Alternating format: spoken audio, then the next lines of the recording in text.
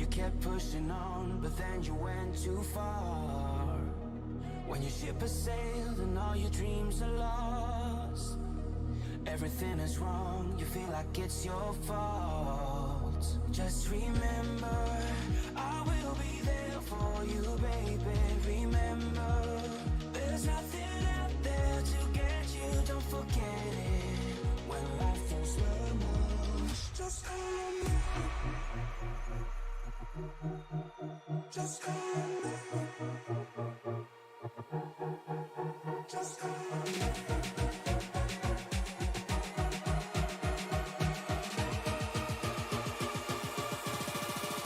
Just call me.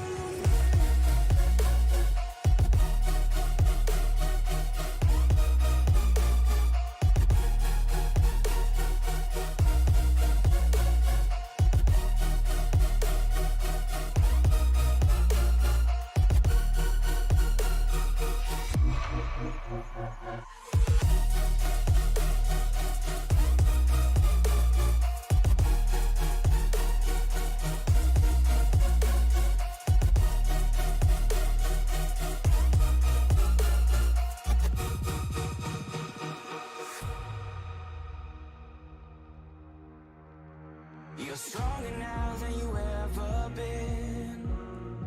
You gotta leave now, it's time to catch the wind. You will climb up high and look through the clouds.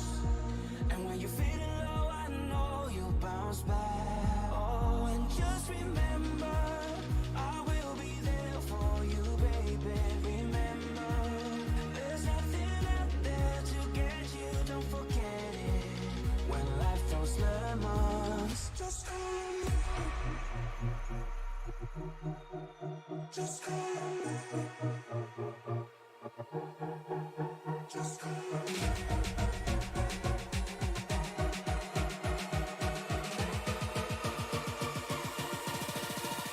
Just call me.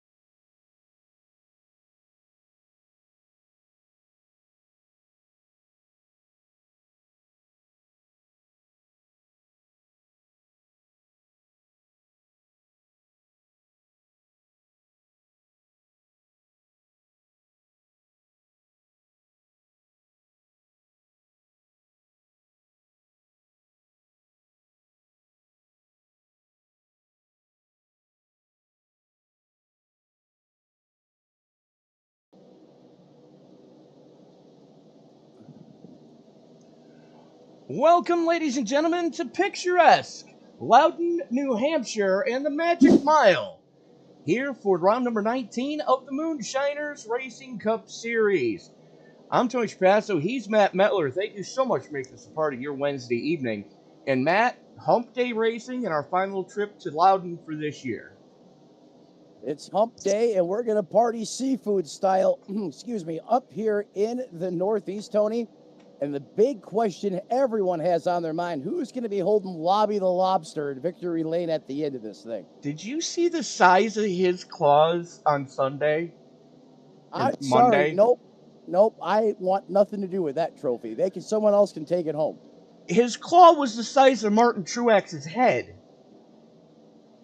It literally was, and someone that's won there as much as Truex, you think he'd be a little more favorable to handling that guy? He wanted nothing of that thing either. He kissed the claw, and that was it. That he was done. Like, no thanks. Holy crap on a stick, those things were big. Yeah, but, and that's Martin Truex Jr. Yeah. Pretty sizable field here tonight. One of the biggest we've had in a couple of weeks. I'm counting 31 cars or 31 haulers in the infield. That's a good turnout here for a mid-season race here at New Hampshire.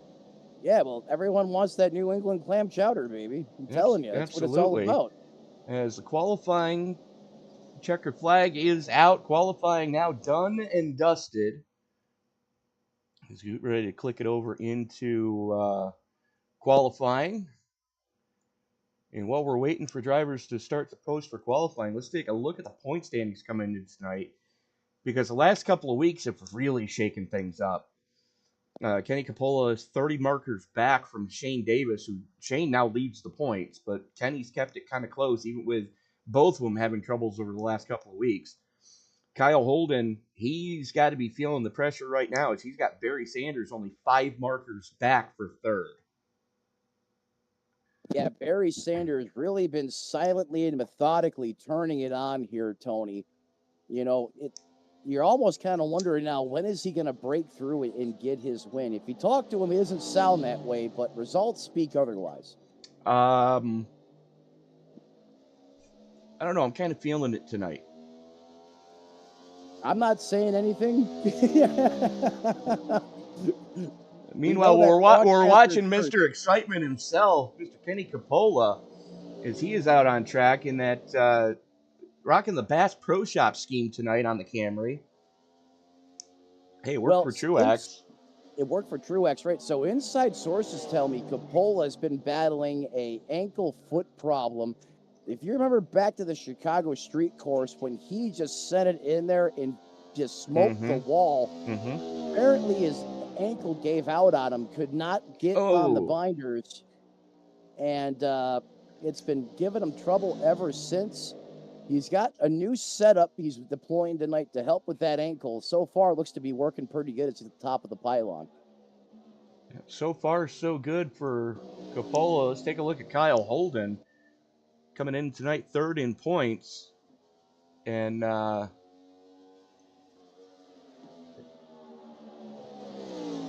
Chicago native bringing it now to New Hampshire. New Hampshire. New Hampshire. It's a wicked pisser up here in New England. Got to let it fly on top of the spotter stand. Do what?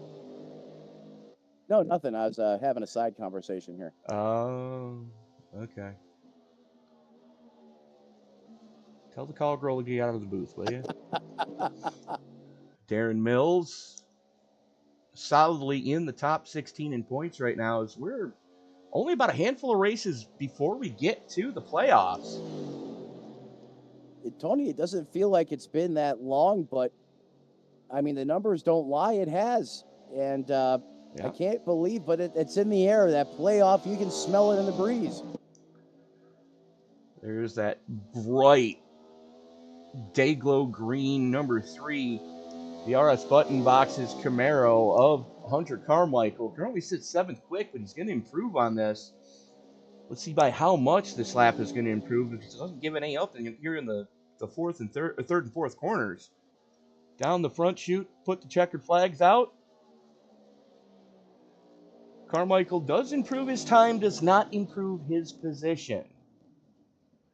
Yeah, Warren Young, his teammate, right there with him. Sorry to cut you off there, Tony, in 6th and 7th. No problem, as the other member of that team out on track right now, Barry Sanders Jr., rocking the Cougar Bait Camaro tonight. Oh, I love it. I'm not even sure I want to ask the now obligatory question. Oh my goodness. You know, sometimes, Tony, there's these new paint schemes that totally catch you by surprise. And this is one of them. It's what it says. I mean, I'm not being facetious here. I know you're not. That's what I'm seeing on his car. But Sanders on a good run right now. Maybe it's a family-owned thing. Who knows? It is what it is. Sanders, 6 quick. 6 quick on lap 1. Lap 2, solidly in turns through 1 and 2. Yeah. Picks up the throttle early. This is going to be a solid run for lap 2 for Sanders. Yeah, he's on a flyer right now. See if he can keep this up.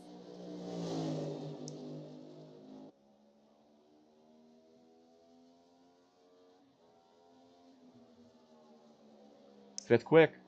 Fifth. Nice starting spot potentially in that preliminary, that fifth position right now. Shane all Davis. the bad boy racing's pretty much right there. Shane Davis only able to get 9th quick. He's not having his own time of it here tonight. As we're going to take a look at Jamison Middlemiss in the 16. There he is. And another guy that had a real strong run last week, there is Brandon Bikey in the Hulkamania Toyota, as you mentioned. I'm glad he brought that paint scheme back this week. I enjoyed watching that out there on the racetrack, especially put on a great show, as you mentioned. As he is now on the clock. And Justin Belmonte goes up to 13th quick. Paul Gallimore, 14th quick. Darren Mullins getting ready to put his last lap in the books. New paint scheme for Darren this week. Yeah, the 64 is rocking some new vinyl. Digging it, digging it. Yes, sir. Bikey coming through 3 and 4 in the Viper. And down the front chute. Nice pickup. Up to 14th after negating the first lap. Solid run.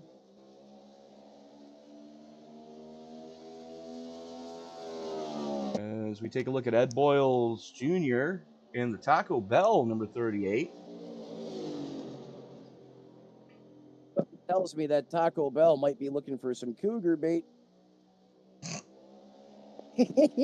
I'm sorry, I couldn't help myself. If you've got a woman and she asks you to go to Taco Bell on the first date, you might want to get a penicillin shot before the date. Oh, man. And it's all I'm going to say on that one, kids. Yep. Oh. I'm going to have fun with that paint scheme tonight. I'm just saying. Garrett Crawford in the RS button box is number 69. Where have I seen that paint scheme before? I was thinking the same thing, Tony. I just can't place it, but I know I've seen it somewhere along the lines. It's not the old... Oh, it's the old 7-Eleven paint scheme that Kyle Petty used to drive. Is that what it is? Yeah. Holy crap, it is. That's exactly what it is. How did you remember that? I can't remember what I had for breakfast this morning, but I can remember obscure racing facts from the 80s and 90s. Did you stay at a Holiday Inn Express last night? I did not. Neither did I. I slept with a cat on my arm and would not move. Every time I tried to move the arm, I got a cuff to the head. Nice cat. She's a brat. Still waiting on 3 drivers to post times here tonight. Bobby Justice, Tim Wortman, and John Binder. Usual suspects. Usual suspects have all not laid time yet tonight. Crawford, second lap for him, looking to improve on 21st starting spot. Let's see what he gets up to. Does not improve. Yeah, a little bit better on his first lap, actually. There's about a minute 20 left here, so you're going to have time to get one of your flyers in, not both of them. Justice, Wortman, and Bender all have yet to lay time, so 30 drivers scheduled to take the green here tonight from New Hampshire. Round number 19 of the Moonshiners Racing League Cup Series. Thank you all so much for making us part of your Wednesday evening. Some of these drivers, they're a firm believer in this qualifying waiting game. Well, and hey, you're in the Northeast. Why not? I mean, the weather changes up here so frequently this time of the year. Yeah, exactly. I mean, it's already dropped 5 degrees since we started. Now it's down. Track temperature down to 114. That's still awful spicy, even for that. Yeah. larger and wider next-gen tire, 40% water drain. That's, you can maybe feel it in the air just a tick, but certainly those cars are going to be making a fair amount of horsepower, Tony. But with those Thing winds that's gusting up to 15 miles an hour, it's a that's straight crosswind coming off of 4, so expect turn 4 to be the fun corner tonight. yeah, that could be calamity corner, and that wind is really erratic. You're not wrong. You catch that turn 4 at the right time, that could be a handful. Well, that's going to do it for qualifying. Now done, dusted, and out of the way completely. Let's take a quick look at starting grid tonight. Mr. Excitement is going to start it up on the front row. Quick time, 30.715, 83 thousandths over Steve Gibson Jr. Kyle Holden and Wayne Bowen going to roll it from row number 2. Barry Sanders Jr. and Randy Mullins starting from row number 3. Brandon Bikey and Chad Sullivan going to start it from row 4. Jordan Schmeets and Warren Young firing it from row number 5. And then rounding out the top half of the field, Shane Davis and Hunter Carmichael in row number 6. Matt? Row number 7 starts with the Indiana native in the 13. I'm starting 13th. Darren Mullins in the 64. Outside of him in the 5 from Rackhouse Racing, that is Marin Matthews. 15th belongs to Justin Belmonte, the New York native. Paul Gillimore outside of him in the 11. 17th belongs to Chris Spear, and that's going to be shared with Chris Davis in 18th. 19th, Paul Whitley and Caden Norfry. That's going to round out the top 20. Garrett Crawford in the 69. He's going to roll off 21st. Ryan Huff from Evil Empire Sim Sport, like in the oh my God, the Star Wars theme there. 23rd belongs to Daryl Klotz and from Bad Boy Racing in the 99. 24th, Nick King. 25th, Darren Mullins in the 2. 26th belongs to the 38 of Ed Broyles Jr. 27th, Jameson Middle Miss, who always makes me think of the song Little Miss Can't Be Wrong by the Spin Doctors from back in the 90s. Fun fact for you. Tim Wortman Jr. in the 83 rolls off 28th. John Binder, he's going to be using a lot of those this evening in the 33, rolls off 29th. And I believe Bobby Justice as well here, going to start shotgun on the field in 31st in the 22, Tony. And it looks like Justice not going to take the green as time is definitely running out to get onto the grid, and Justice has not appeared yet. And Justice not going to make the call as Coppola starts to roll it with Steve Gibson Jr. right behind that iRacing pace car, whatever that thing is supposed to be. Tell you what, the interior is not very detailed if you ever take a stroll inside that thing. The truck is, and the Mustang The truck is, just not that car. Yeah, it's all just flat black. I'm not, part of me thinks it's a Holden, and the other parts I'm not so sure. I don't even think it's a Holden. I wouldn't insult Holden like that. Fair enough. Here we go. Getting ready to fire him off for 100 laps here. The only thing that's left for me to say is it's time to wipe the visor and adjust the 5-point harness. Grandma, grab the chat off the stove. It's time to get it on to New Hampshire. Race fans, it's showtime! And Mr. Excitement brings him down to the Geico restart zone, and we are live underway here in prime time. The Moonshine Boys back in action as everyone's going to catch Lobby the Lobster and Victory Lane as we fire off the turns 1 and 2 for the first time. Cody Trapazzo still side by side. Coppola and Gibson going after each other right now as they are just flat picking them up and laying them down here in the early going side by side in turn 3. Coppola sends it. What a move by Kenny Coppola.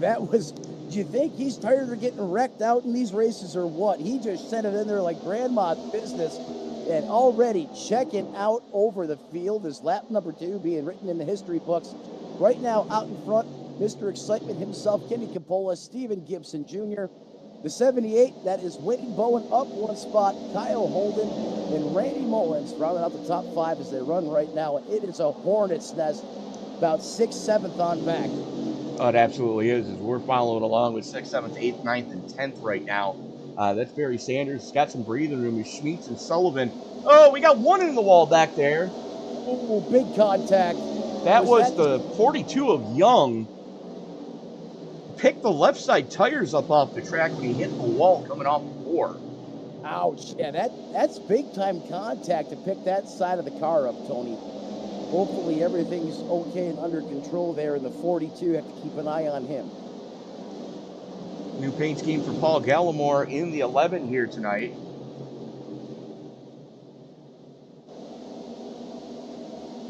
As he's just got that classic stock street Camaro look to it. Nothing wrong with that. Absolutely not. As he's going toe-to-toe right now with Warren Young. And you got to wonder how much has Young's car been affected by that wall hit. He's just hemorrhaged spots, already down 7. Yeah, hemorrhaging spots right now. Almost caught a piece of the wall there. Again, you probably fit a coat of paint in between him and the car if you're lucky there. Paul Gallimore is going to get the spot. Is now going back up to the front. This is just outside of 10th place. This is around that 11th place position, Tony. Hunter Carmichael on the scene, on the prowl, as he's going to get around Shane Davis. Oh, Jameson, not middle miss. That Justin Belmonte. Oh, he's in the grass. Might bring out a caution here. Still stay green as he gets it in gear. Now has to fight through this New Hampshire grass. And it looks like he just tried to hustle it too much through 1 and 2. And, you know, these are 3 guys right here. They're running outside the top 10. We normally see these 3 at the front of the field. And, yup, just a little too aggressive on the loud pedal. And Belmonte goes into the landscaping service. Yeah, not a ton of contact there, but you see the front of that Ford Mustang crunched in just a little bit. Mm-hmm. You see the 54 there, Randy Mullins working just behind Brandon Bikey in the Hulkamania Viper. I know it's a Toyota, but you know what? It doesn't look half bad in that mock-up, Tony. No, I'll take it. He's having a solid run so far. No gain or loss there for Mullins. Barry Sanders Jr. slid a couple positions here early. We've seen him do this from time to time, though nothing new, as he almost comes into the back of Schmeets and gives him a love tap. I'm sorry. What did you eat? Oh. I'm dead. I'm sorry, folks.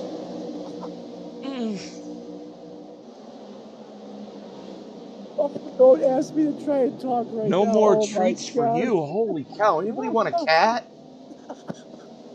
Oh, someone needs to put smelly cat on their face.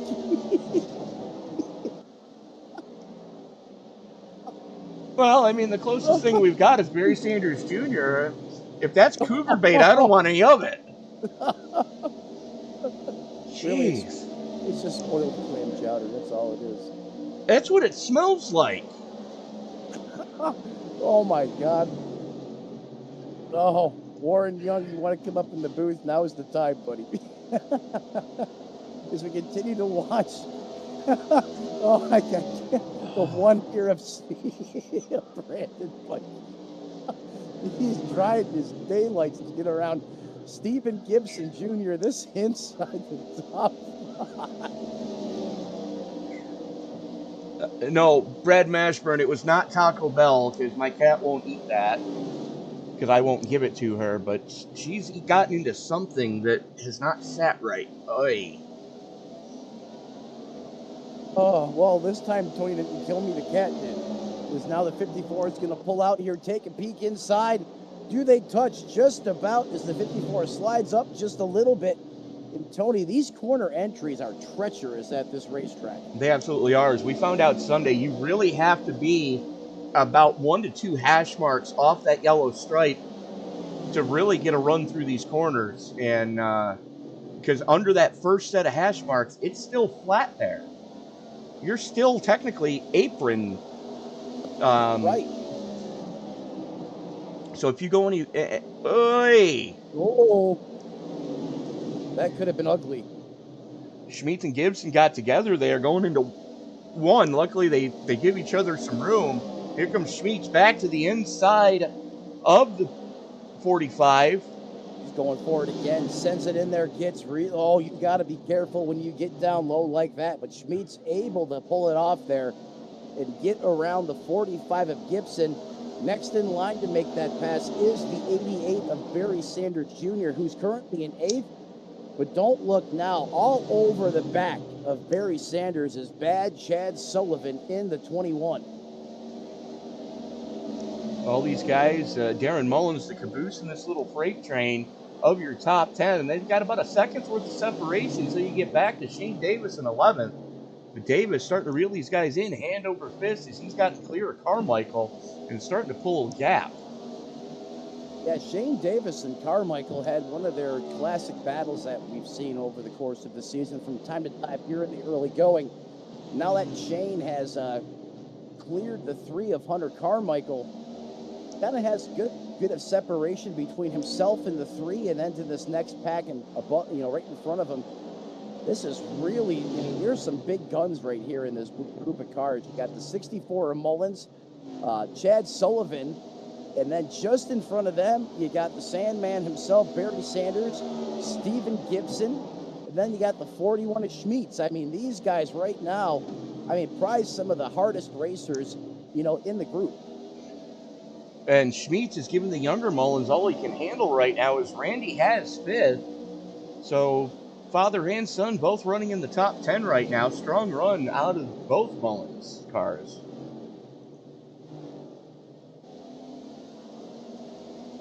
The Mullins are mowing them down here. Sanders putting some more pressure on Gibson right now. These guys have been stem to stern since the drop of the green. The only problem is Gibson has dropped 5. Sanders has dropped 3 from where they started. Yeah, they're both on the losing end of the stick right now. Barry Sanders. Something happened to Justin Belmonte. Yep, that 6, I believe, takes a warp drive to pit road there. Did he overpower it coming off the corner? Looks like he had a replay of what he did earlier. Yep. Oh, and overcorrects it and banks it off the concrete. No safer barrier there. Heavy damage to the front end of that race car, and away she goes. Well, that's definitely no bueno. As we go back to the front of this piece, there is Mr. Excitement himself. 2.5 seconds to the clear, over 2.5 seconds to the clear. In the lead of this piece, Wayne Bowen, who's +2, sits right there in second, as he's got Kyle Holden not too far behind him. And Brandon Bikey is starting to reel both of them in. Yeah, he is. The closer there, Brandon Bikey, just sitting off this battle here for second, which is brewing between Wayne Bowen and Kyle Holden. Like Tony just said, the 59 taking a little bit different approach to corner entry there. Their exit almost identical is the 78 of Wayne Bowen, holding on just ever so slightly to a 2 car length and a half advantage. They're coming through now the turns 1 and 2 complex, getting ready to fight. I'm sorry, the 3 and 4 complex. No, that was 1 and 2. Oh, thank you. Should have stayed with it the first time. So now fire down the backstretch here, coming into 3 and 4 now. Running almost identical lines. Yeah, as soon as I said that, the 59 changed his entry up just a little bit, and they're pretty much running right on top of each other as far as the line's concerned. You're right. And Matt, here's something we haven't seen all season in this league.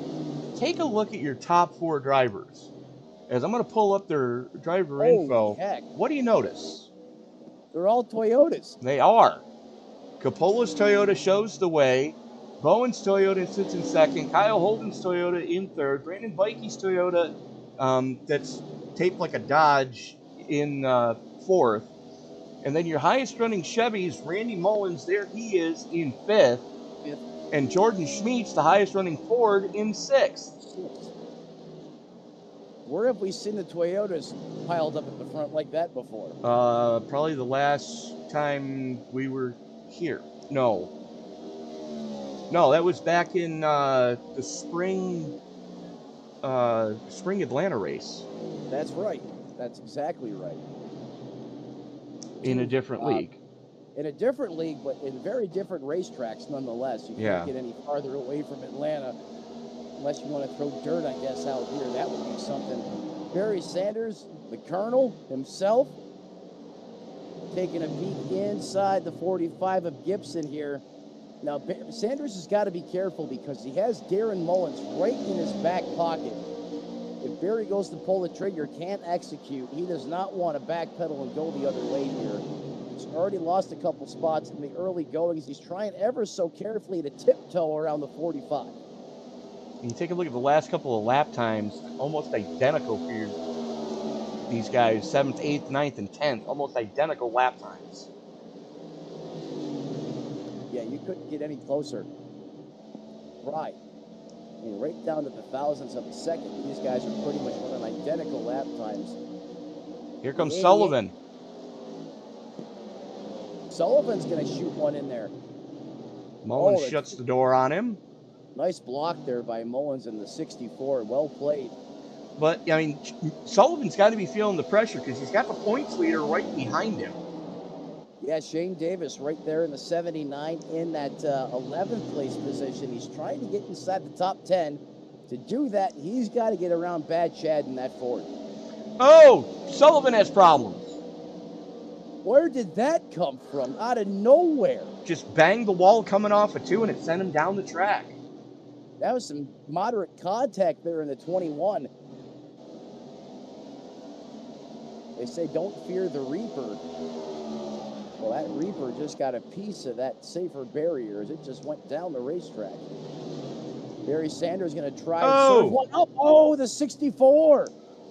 Darren Mullins now having problems. Shane Davis got into him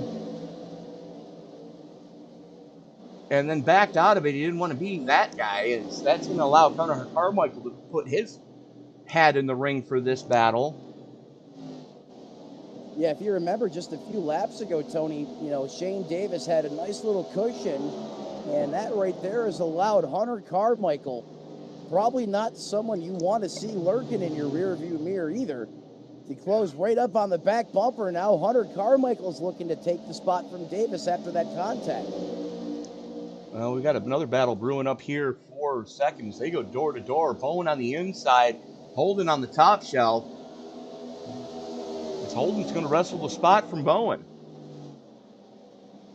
Yeah, getting it done. There he goes. Kyle Holden now gets around Wayne Bowen. He's going to try and go full mast here as he has almost 4 seconds to make up on Lobster Fest himself out at the front. Mr. Excitement, Kenny Capula. The difference, Tony, 3.90 seconds. Well, now that Kyle Holden has cleared the 78, let's see if he can go up there and cut into this lead at all. And that's the one problem that Kenny Capula is having right now is the fact that he doesn't have anybody to pace off of. He just went out there and did what Kenny Capula does. He's now stretched it out to 4 seconds. So as much as Holden may have been holding back there, I think Capula still has a lot left in it. Yeah, Kenny definitely knows how to play that game too as well. The battle, the meeting of the mind game as far as let me show you how fast you think I am versus what I got. And even, like you mentioned, Tony, even as that interval continues to grow over Wayne Bowen now, Kenny Capula's gap continues to grow or hold steady. It does at that as we're watching Bikey and Bowen go after it for third. Bowen has it. Bikey definitely wants it. Since coming into the lead, Brandon Bikey has been up front of every race so far that he's been in. Yeah, he certainly is coming here, and he's made his name one to be reckoned with. He's going to pull the trigger now, go hard down to the inside. The 78 here is going to be courteous, give him plenty of room, knows it's early on in this one, only lap 30 at 200. Check the box. Brandon Bikey now up to third. Up 4 spots on the day. So they're coming up on the lap car that is Jamison Middlemiss. Getting ready to put him a lap down. Currently only 24 cars left on the lead lap. And that's the type of pace Capula is setting right now. As Tim Wortman Jr. is going to be the next one to go a lap down. As he is a full 29.5 seconds behind Kenny Capola. Yeah, is Wortman Jr. here coming off of 3 into 4 now. I mean, you can see as those frame change, that last frame change, Kenny Capola is literally right there. They're on the same piece of real estate, charging down into turn 1. At this rate, Tony, we don't have a caution here the next couple laps. Tim Wortman Jr. is going to find himself down a lap early, and he's still holding on to the... And we're only about halfway through stage 1. Yeah, that's why I'm having a hard time with my words. I can't believe what I'm seeing. Checking back,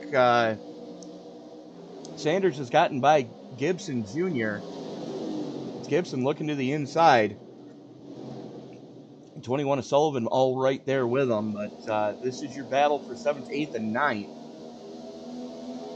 And now that Sanders has gotten clear, he's trying to make up that distance to Jordan Schmeets, who runs in 6th, as they've got 2 seconds to make up on Jordan. Here we go, side by side again. Barry Sanders almost gets a piece of the wall. The 45 Gibson, he's going to go door to door, toe to toe. It's a drag race coming down into the corner, and that's going to allow the 21 of Sullivan to close in on this melee as well. Give the spot back to the 45 of Gibson. Barry Sanders back to 8th once again. And that's where these guys have been running most of this race so far. 7th, 8th, and 9th between Gibson, Sanders, and Sullivan. And I can't help but think that as hard as they're going after each other, that's what's letting Jordan Schmeets steadily continue to walk away from these guys. Yeah, when you get caught in these micro battles on this racetrack, even more. Oh, wiggle there out of Sanders. The 21 of Sullivan almost buried his bumper in the back of that Camaro. And now they've got the lap car. Middlemiss not where he needs to be. He bails out down low quickly. Just in a nick of time. I mean, that was fractions of an inch, Cody. It absolutely was, as now Sullivan gets by Sanders. Now Davis in the mix. It's your battle for 8th, 9th, and 10th. As they work their way around the 2 of Darren Mills. And this is your closest battle on track, as we are working lap 36 of 200 here tonight as part of the Moonshiners Racing Cup Series. Round number 19 from Loudon, New Hampshire, as Barry Sanders now under heavy pressure from Shane Davis. Davis on the low shelf. Sanders on the top side where Mama likes to hide the cookies. Sanders down on the bottom shelf where we keep the cereal. He's kind of going back and forth between the cereal and the cookies. I think he may have used a little too much of his good years up there trying to get around the 54 of Randy Mullins initially. Yeah. Sorry, of Gibson initially. And now he's just going back the other way. Now 4 spots to the bad. Is Shane P. Davis is there in the 79. Should Sanders make another mistake, that Cougar bait is not looking so eye-candly out there on the racetrack right now. No, absolutely not. As here comes Davis to the inside. Sanders gives him some room. A lot of respect being shown here so far. Still side by side coming off a 2. Shane Davis able to pull the trigger a little bit more aggressively. Gets the spot for the Sanders. Sanders back at 10th. Davis up to 9th. Yeah, Davis now up to 9th. That's 2 spots to the good. Barry Sanders now holding on to that final spot inside the top 10. Remember, he started in that 5th place position. So that car not firing off, not just how Barry Sanders wanted it to, but Tony, the silver lining, got plenty of time here to work on it. And now here's the 21 of Sullivan going after the 45 of Gibson. Trying to get it done the hard way, and that outside lane not going to pay dividends quite yet. So he's going to fall back in line. And he's now going to have to worry about playing defenses. That's a hungry Shane Davis closing in on him. But take a look at who one of your biggest movers is right now. We got to go all the way back to 13th. That is Chris Davis. And a couple spots behind him is the 69 of Crawford. Both of those drivers +5 already here. Yeah, 2 drivers we're accustomed to seeing charging to the front here early. 69 time. Garrett Crawford up 5 spots as well. Having a good solid run here in the early going now through 41 laps of competition. Darren Mullins, they're up 2, knocking on the back door of the top 10. Hunter Carmichael slips a little bit back to where he started as well. Now Hunter Carmichael finds himself in 12th. Chris Davis, next guy to challenge him, but the good news is Hunter Carmichael has some breathing room. He does. Hunter Carmichael looking at about 3 3/4 seconds till Chris Davis is going to be with them, and Barry Sanders in front of these two guys has some breathing room as well. It's going to be a little over 2 seconds up the road from where these guys are battling. But right now, Gibson, Sullivan, and Shane Davis are going after each other. Yeah, this battle just seems to continue to migrate towards the front of the field for Sullivan, Davis, and Gibson. 21 has 8th, Gibson has 7th, and Shane Davis rocking in 9th as they continue their charge towards the front. Little Camaro bread putting the Mustang in the sandwich in the meat spot.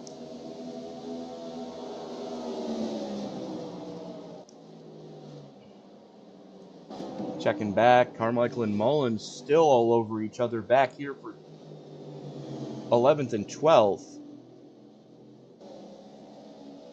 And those two guys battling each other as hard as they are.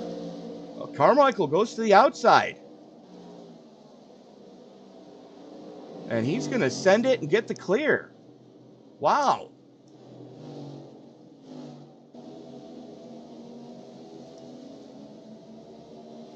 First time tonight we've really seen that outside lane pay.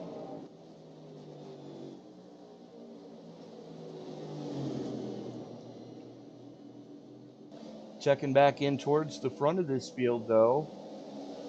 Gibson and Sullivan kind of calmed down a little bit, working lap 45 of 200 as Kenny Capola is 14 seconds up the road away from these guys and has a 4.5 second gap. There's Capola.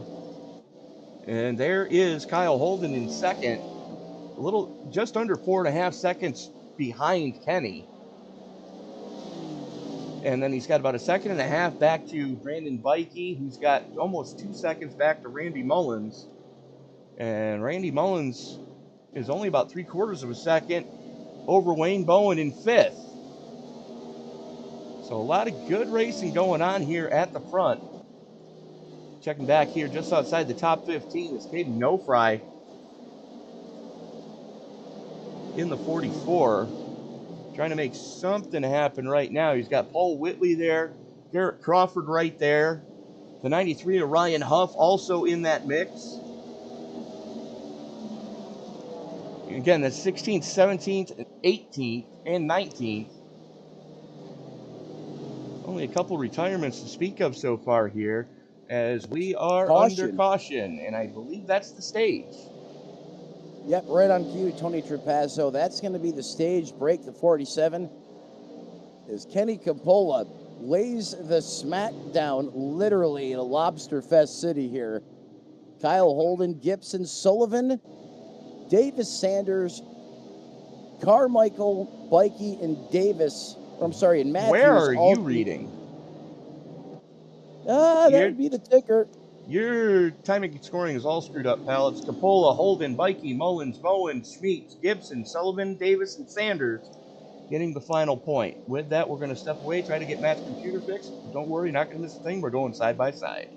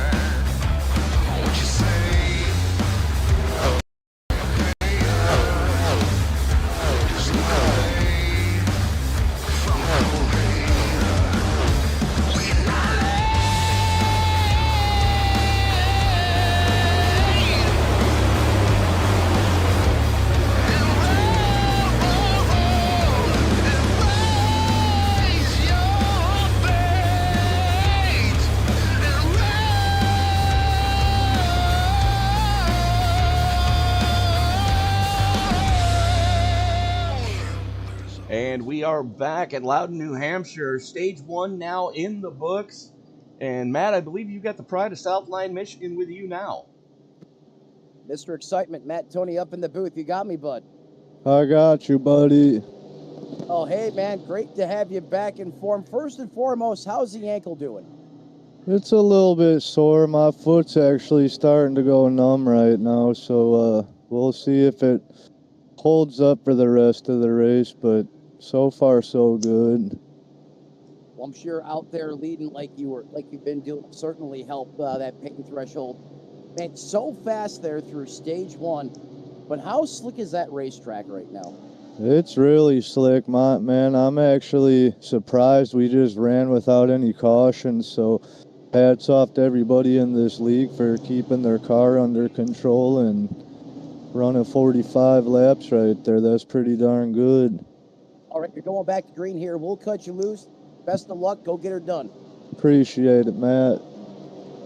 Tony Trapasso, back to you, brother. But as you heard from Kenny Capola, and some discomfort, but running out in front, certainly the best medicine for pain right now. Fingers crossed that he's able to continue to hold on as the lights are out on the pace car. Kenny Capola winning the battle off pit road has the button. Foreign fuel for everybody. No fuel only, no two-tire heroes. As we come out of turn number 4, pace car makes that hard left turn down below the mustard stripe. Into the Geico restart zone we go. Capola jumps on the loud pedal, and we are back underway with a slugfest for second. Well, it's a slugfest with the restart from Kenny Capola of the ages. Wait, did he pole shot that thing? The one bike he thought about throwing it in there, he decides he's going to put his foot back down to it. Side by side, coming out of 3 and 4s that go down the backstretch. Look at this battle, Tony. Neither one wanting to give up. It is literally door to door. They're leaning on each other through the 3 and 4 complex. Holden wisely backing out of it ever so slightly. It's going to let Bikey get up into 3rd, but take a look behind him. Jordan Schmeets giving Randy Mullins all he can handle right now, and he's going to have to get going quick, fast, and in a hurry, because here comes your points leader, Shane Davis, in the 79. Yes, Shane Davis may have tuned that Camaro up on the pit stop, and it looks like it because he is coming. Is now, look at this. The 21 goes to pull the trigger on the pass. I'm sorry, that's the 64. Goes to pull the trigger on Schmeets. And just like that, on the outside, as he makes the pass, Shane Davis goes on the outside of the offensive. These guys are learning pretty quick so far that outside lane, you can be a little more aggressive with the throttle pedal. As right now, here comes the 45 of Gibson to the inside of Sullivan. Door to door, first 9th. Don't adjust your TV sets, folks. That is correct. This is lap 53, not 193. As these boys, literally, Tony, picking up right where they left off. And look who else is following at the top side of the racetrack. Oh, my God. Hold your breath, Tony. Barry Sanders taking it upstairs, too. Sanders trying to make it happen as he's back there just outside the top 10, working on Chris. I'm sorry, that's Darren Mullins that he's working on right now, as they are just in an absolute brawl for the final spot in the top 10. Picking him up, laying him down right now is Kenny Capola doing Kenny Capola things. Already out to his second to the good here in only 2 laps. Yeah, that 77 fires off slick and nasty fast out there on the racetrack. I mean, he just walked Bikey like he's got 100 extra horsepower coming off these corners. But don't trust me, that pit viper, Brandon Bikey, he's got some good long run speed in that race car. Is now Barry Sanders, I believe, now gets jousted back to 11th. Is the 64 of Mullins able to get around him? A little bit of a twitch out of the 64 there. You saw him almost sideways coming off of 4, gets it collected quickly, doesn't lose much ground, but Kenny Capola, as we've mentioned, just that fast lap of the race. 30-77 for Kenny Capola. Yeah. Kapow. 37.6 with a 6. Almost 0.3 quicker than anyone else the previous lap. Could you imagine if that ankle was 100%? Yeah, it would be lights out right now. Absolute lights out. as the field Looking like getting a little strung out right now. 1 and 2 car length separation between a lot of these guys. Uh-oh, what happened to Darren Mullins as he continues to fall through the field? well, Went as you off mentioned, track. Tony. Yeah, the landscaping route there, as you said earlier in the race, perhaps a similar situation. He just gave it too much nitrous oxide coming off the corner, perhaps. You see he rolls through right on the back there. Well, like they say on Street Outlaws, I saw you were gaining on me, so I hit the second kit and back end just washed out. That's literally what happened at the 64 of Mullins. He keeps it pointed in the right direction. We stay green, but Kenny hit the nail on the head there. We went the entirety of the first stage caution free.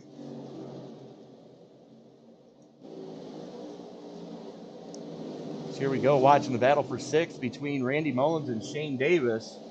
Jordan Schmidt's in front of them by about a car length and a half of clear.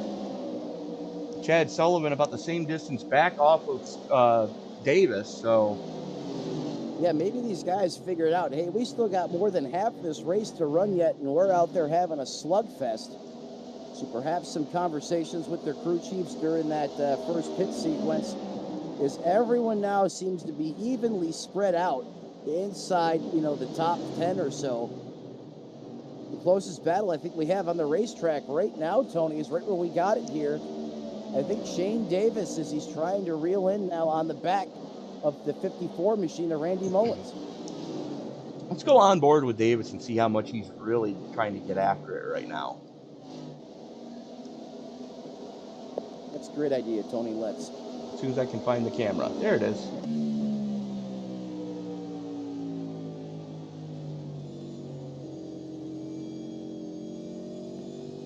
Using a little bit of a sparking entry into the corner here.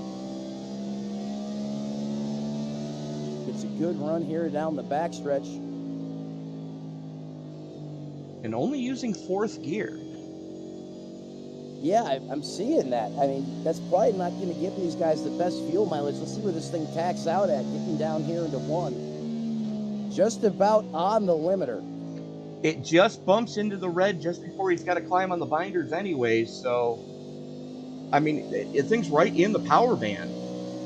For those of you who are used to running 2-stroke stuff, he's got the gearing set just about perfect right here for 4th gear. Yeah, and he has one more gear in that race car. I believe that here in New Hampshire they have all 5 gears. Yes. Martinsville, they don't get that anymore thanks to, well, you know who.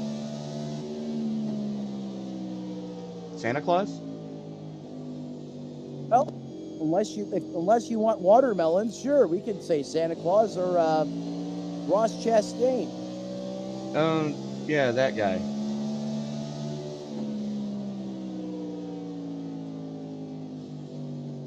So NASCAR didn't make that move illegal, but they took the gear away that made it possible. So Right.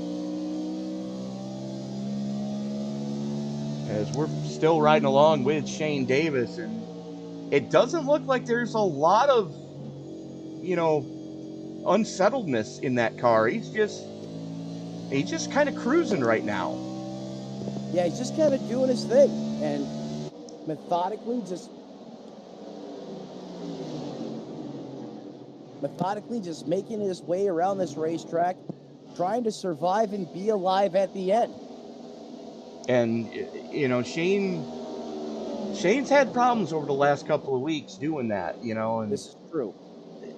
it's the old adage, Richard Petty said it best when he said, in order to finish first you must finish. And actually, I think Lee's the one that said it to him. Yeah, father-son passing down some very critical information there.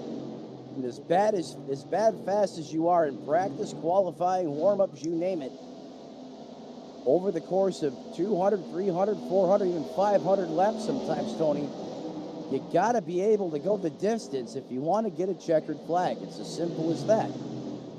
Absolutely. It's like I always say, you might not be the fastest horse in the barn, but you're still going to be chugging when that checkered flag flies and the sun goes down. Absolutely. Shane's inching in ever so closer. 54, kind of running a defensive line there. Seems just as Shane Davis just about gets on the back bumper there of that Camaro just ahead of him.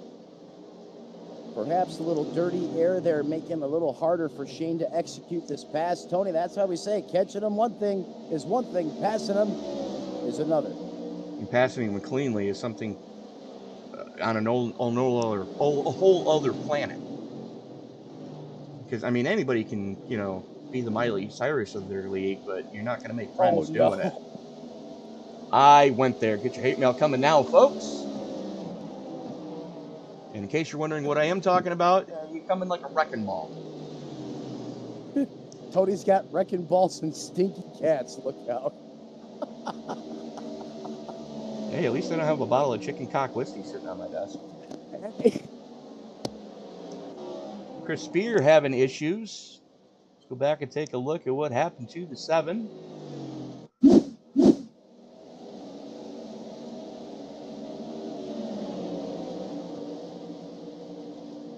Team Watson Racing Setups Camaro. Right there in line. And gets turn 4 all wrong. Got down on the flat, and that's not where he wanted to be. Not at all. Checking back in with Hunter Carmichael is he's got Aaron Matthews all over him. Those 2 RS button box Chevys. The way that they're going after each other, you wouldn't think they were teammates, but they are. They certainly don't look like it. The only telltale sign right now is that paint scheme. The similarity between the design of both of those Chevrolet Camaros. That's the only telltale sign, Tony. They look like arch nemesis. Whoa, as the 5 literally walks it out. And as we're going back, we went back to the front of this field. That is 4th, 5th, 6th, and 7th all on top of each other right now. And might as well throw the 8th place Chad Sullivan in the 21. He's boosting that little freight train as these guys were just going after each other. This group of cars here, I mean, these drivers have been going at it throughout their march to the front, Tony. They started back, 10th, 12th, 13th, 14th, and they've just been an out of control wrecking ball. I shouldn't say wrecking because they haven't wrecked anyone or anything, but everything else in the kitchen sink, put it in there. I mean, these guys have just been... They've been racing hard but clean. Hard but clean, thank you. And that's what we love to see is, good hard-nosed racing, but nothing dirty, nothing egregious so far. But I can promise you that patience are probably going to start wearing thin as this race wears on. Yeah, look for that to start happening probably around the 130, 140 lap mark here. Still got a little bit before we get there. Second round of pit stops looms in the near future as we go up to P2 now. That's Brandon Bikey in the AKA Hulkamania Toyota. Still loving the paint scheme on that number 1. Continues to make a statement in the series every race he's been in. Now we go for some passing action here. Here comes the 64. Or is it Shane Davis that's looking to take a spot here? Everyone trying to catch the 41 of Schmitz. Molin's going to be the first to do it. Oh, the 79 has a bad exit. And I believe that's the 21 of Bad Chad looking to capitalize as they're door-to-door, side-by-side. They're doing a mirror copy of the 41, and Mullins in front of them. Did you ever get a chance to watch that show on Discovery Channel Network, or I think it was Velocity? Bad Chad Customs? No, I have not. Custom car builder out of Canada, builds some amazing whips. Maybe it's the same guy. Well, let me pull up their flags and I can tell you. No, it is not. Nope. But nonetheless, I mean, Bad Chad's still in here putting up a heck of a fight. I mean, Tony, these group of guys out here on the racetrack, I mean, there has been no love lost between them. And everyone capitalizing on someone else's mistake there. We've seen the wiggle by Shane. The 21 was able to get through. Now here comes the 45 of Gibson. That's going to move us to the further back the field. I believe this is around that 12th place position. The two teammates still haven't got it sorted. Matthews sent it going into one and was able to wrestle the spot away from Carmichael. Two guys we're not used to seeing this deep in the field. I'll tell you another guy we're not used to seeing this deep, but he's made some headway after chunking his qualifying attempt. That is the 29 of Chris Davis. Koshkonong, Missouri. What? Koshkonong, Missouri. Koshkonong. I never thought you would have a city or a town named that out of Missouri, but I guess I stand corrected. But you're right, Tony. Usually we expect the 29 of Davis to be a little further north than what he is right now, but nonetheless, coming through the field nicely. Take a look here now. Chad Sullivan, almost three wide action here. He's got to be really careful. Jamison Middlemiss wants to get out of there. He's going to bail while these lead lap cars to go on by. Shane Davis going to try and clear him getting into the corner, and he does. Still throw a blanket over 6th through 9th. You ain't wrong. Schmidt's a little bit of tail wag coming off a 4. That's going to let Sullivan reel him back in going into 1. And now approaching lap 80 on these tires, Tony. I know we already have around our second set, but still, I mean, with track temps still above that century mark, you know, these guys laying down some fast laps. I mean, we haven't even talked about Kenny Capola yet and the huge monstrous gap he has over Brandon Bikey. I mean, but this guy has literally just set sail on, I'm out of here, catch you boys on another planet. I mean, almost 5 seconds. And Brandon Bikey's no slouch. He's got a bad, fast Toyota as well. He does, but he doesn't have quite the breathing room. And he's got 4 1/4 to make up to get to Capola. But, you know, Bikey has been strong since he's come into the league. As here we go, battle for 7th and 8th. Gibson, the Florida native in my home state, St. Augustine, that's on the other side of the state. Literally, you drive 55 miles from my coast and goes due west, and you're pretty much almost in St. Augustine, one way or another. Yeah, St. Augustine was over near where my grandparents lived in Inverness. Yeah, I'm a little further south than him, too, but hey, it's Florida. You can go east to west, no problem. It's when you drive the state north to south that'll put you in a little bit of a time warp. Well, what's the old saying goes? The further south you go, the further north you get. Yeah, that's almost kind of what it feels like. Look at this battle here, though. I mean, Shane Davis doing everything he can to get back around the 45 of Gibson. That all really, that unreeling really started from that slip he had about 10 laps ago. Cost him a couple spots. Is now Shane Davis basically almost on the outside looking in.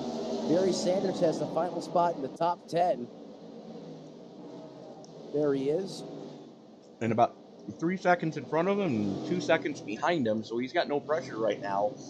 But somebody who is getting pressured, Brandon Bikey, is Kyle Holden in 3rd, trying to get 2nd away from him as we are closing in on the finishing laps of Stage 2. Yeah, closing in the finishing laps of Stage 2, and there he is, Kyle Holden, one of the long run guns, doing just that, starting to reel in Brandon Bikey, who's up 5 spots, mind you. I mean, he's had a solid opening 84 laps in the 1, but Kyle Holden, no slouch either. He's right there in the 59 should he make a slip. Checking in on the weather conditions for tonight. Track temperatures holding steady right around 108. Those winds, though, keep gusting up to about 15. We're at 12 right now. 40% water grain means these engines are making gobs of horsepower. The only thing is, with the track temperature as hot as it is, they can't use it all. No, they really can't. I mean, could you imagine if this track was in that 130-degree range that we saw previously? No thanks. Oh, this is interesting. The battle for second is in between some lap cars who are battling for position between them. Oh my God, throw the battle in another battle. That'll really stink it up. Oh, look at that. The 1 comes up and gives a gut punch to the 7. Spears gonna wall ride it. You're kind of not having a choice here. More contact. Now Blakey comes down, catches a piece of the 78 of Bowen. Hold on to it, fellas. And just like that, Wayne Bowen is back into this mix. Where did Wayne Bowen come from? Holden and Vikey were going after each other long enough. They let Bowen get to him.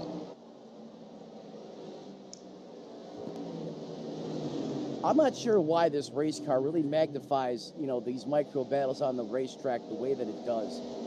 But it just seems like if you get caught up battling, someone for a particular position, if you're not keeping your A game on, and I mean checking your mirrors and talking to your crew chief, you can find yourself really going the other way quick, fast, and in a hurry.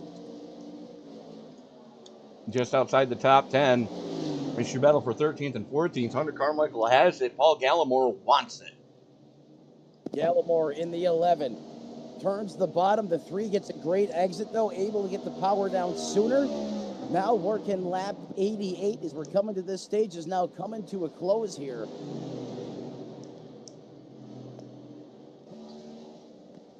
Another good corner there for the 3 of Hunter Carmichael. That's going to give him just a little bit of breathing room. And both of them have a very similar corner entry and exit. They're almost flirting with that banking. In fact, Gallimore catches a little piece of it coming off the corner there and upsets the race car. But it's going to give him a good run. Matt, do me a favor. Check the ping on Chris Davis. 10-4. He has disappeared quite a bit over the last lap or so. You may want to jump down and let race control know that he's blinking profusely. Oh, yeah, his ping is almost 200. Let me go do that. Be right back. Always trying to help those boys in race control out. A thankless job down there, keeping mind and everything. Dave and Barry up there in the race control booth. I don't have any idea where Matt just went. There he is.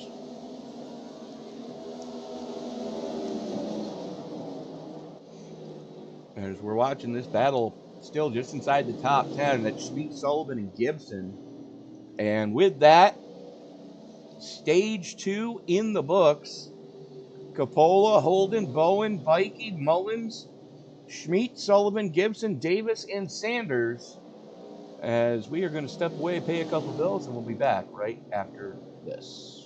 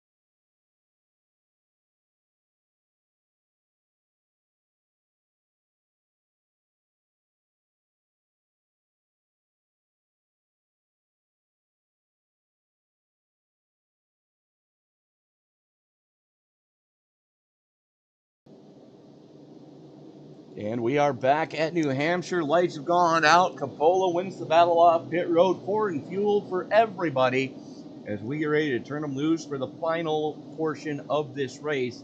About 105 laps left in this piece in regular time. Can Coppola's ankle hang on? We shall find out. You know, we talked to him at the end of that first stage, Tony. He didn't seem 100% confident, but like I said earlier, no better medicine for the pain than up there winning or leading. As that pace car pulls off, Mr. Excitement's going to have the button as he sends off that Saturn V rocket back under green flag conditions one more time, wasting no time getting away from Bikey and company. As Bikey now slides back into second place over. That's going to be the 59 machine out there. I got to get timing and scoring back up. There we go. Tony, in that hot and smothered and covered hornet's nest is a brewing as we're almost 3 wide. Back behind there for around 10th place. Look at the 88 to 79 of Davis, Hunter Carmichael, Aaron Matthews. Gee, just like the 405 outside of D.C. on 5 o'clock on a Friday. Well, Shane Davis just sent it around the outside like 2 trailer park girls. Oh, no. Caution. Our first caution for incident. Jamison Middlemiss, what on earth happened?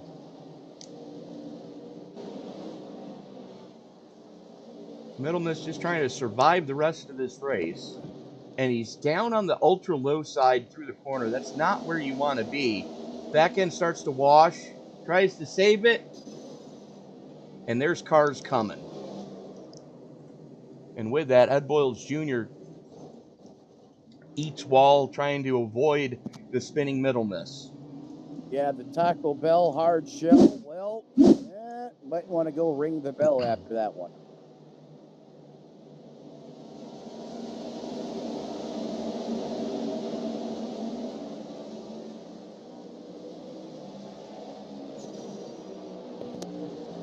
Tony, whatever camera you have it on right now, it always sends me through the camping ground. Because I'm out for the pines right now for some reason. There we go. Well, I'll tell you right now, and I'm looking at the side of that ride of Boyles, and you got to wonder how much longer is he going to wait till he calls no mas. Yeah, exactly. And I was talking with a buddy of mine that went to Mexico for, I forget what he went down there for, but he said he watched some Federales. They played a game called No Mas with this guy that they were interrogating. Is it like Uno Mas? No. It's where they put five pesos or whatever in the kitty, and then they take turns swinging their nightsticks and beating on the guy, and whoever gets the guy to say no mas gets the pot. Gets the pesos. Yes. Oh, yep, definitely not like Shanghai Noon. No, more like Hanoi Hannah. Because Kenny Coppola here is going to have to pull off another masterful restart like he's been doing. These cautions been far few and in between, just one for incident now through 99 laps of competition. But you know that pit viper on the outside, that man's been on the prowl talking about Mr. Bikey himself in second, up 5 spots. Kyle Holden right there as well. Those lights are still on the pace car, though. Pit viper must be a Florida thing. It's a Florida thing. Because we don't have them up here.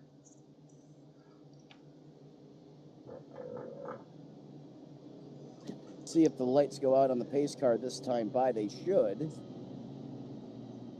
Well, we are at the century mark, so when this lap goes in the books, we'll be at the halfway mark, so lights should be going out right then and there.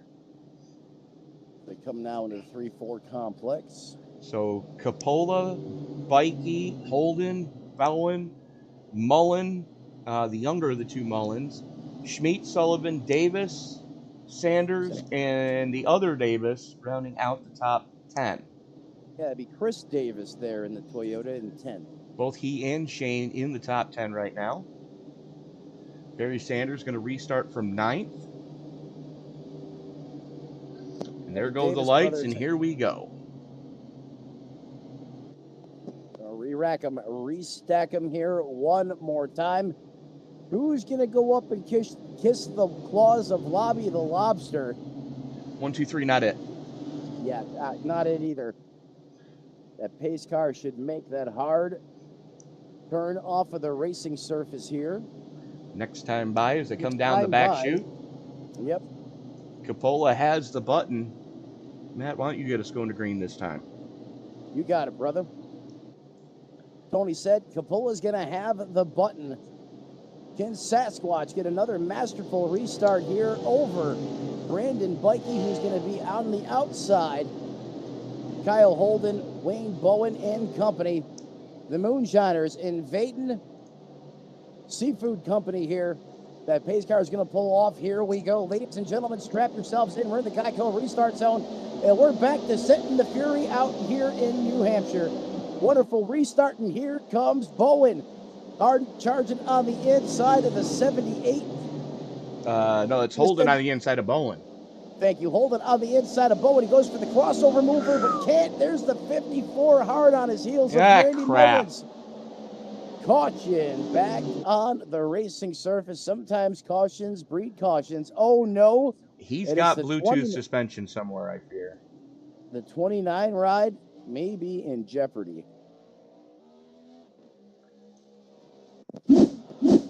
What happened? It's a 29 on the top side.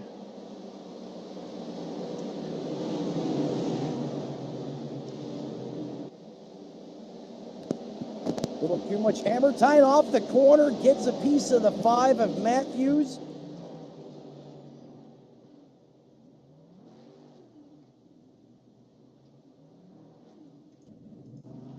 It's not easy getting out of that grass. No, it's not. Everything looks to be attached. You just almost high-sighted it. He first cut back to him there. It looked like he had Bluetooth suspension. I agree with you, Tony. No, he just high-sighted it in the grass. Is definitely no bueno. Is we've got some takers going down pit road. Kind of surprising. Wow, a lot of takers on pit road. Barry Sanders, Shane Davis, Aaron Matthews, Paul Gallimore, Garrett Crawford, Ryan Huff, Chris Davis, Tim Wortman. Like almost everyone from Sanders on back, perhaps. That's what it looks like. Which, I mean, if you're going to do it, you might just as well. I mean, you're not going to lose a lot of spots back there. There goes the 99 to get a couple of his laps back. Yeah, the beneficiary there is going to be Nick King up there in 11th position now, up 13 spots. I believe that's going to make him the biggest mover of the race as we stand right now. It is in the 4, Nick King. In the Team Watson, Kevin Harvick tribute, Ford Mustang, the pride of Scottsburg, Indiana. Sharp looking whip on that Mustang tonight. Always has good looking Kevin Harvick-esque paint schemes on that 4 car. That he does. Shouting it out to Team Watson Racing. Speaking of Team Watson Racing, there's the head chief bottle washer right there, the 77, who just so happens to be blistering the ponies off the Lobsters here in New England. And the thing is, Kenny Coppola, he doesn't just show up and race. He's one of the chief setup builders for Team Watson Racing. Bingo. He spends countless hours every day trying to improve setups and get them out there so that anybody running a Team Watson setup will be competitive in the next-gen Cup cars. And Kenny's one of the best at doing so. Tony, you hit the nail on the head. Anytime I either get a message from this guy or I shoot him a message, it could be 1 o'clock in the morning, 1 o'clock in the afternoon. Guess what he's doing? Turning laps out there on the racetrack, trying to take care of all of his subscribers at Team Watson Racing. Mm-hmm. Tireless work as the lights are out on the pace car field, forming up 2 by 2. As we get ready to turn them back loose here, hopefully we can get a couple of green flag laps in. Everyone just got to take it easy here on the restart. Remember, you can't win it going into turn 1. You can sure as heck make your life a lot more difficult, though. This is true. So we're going to re-rack him, restack him again. Brandon Blakey, can he try and find a solution for the restart machine of Kenny Coppola? Does the 59 or 78 have a surprise in store? Here we go one more time. Shake and bake.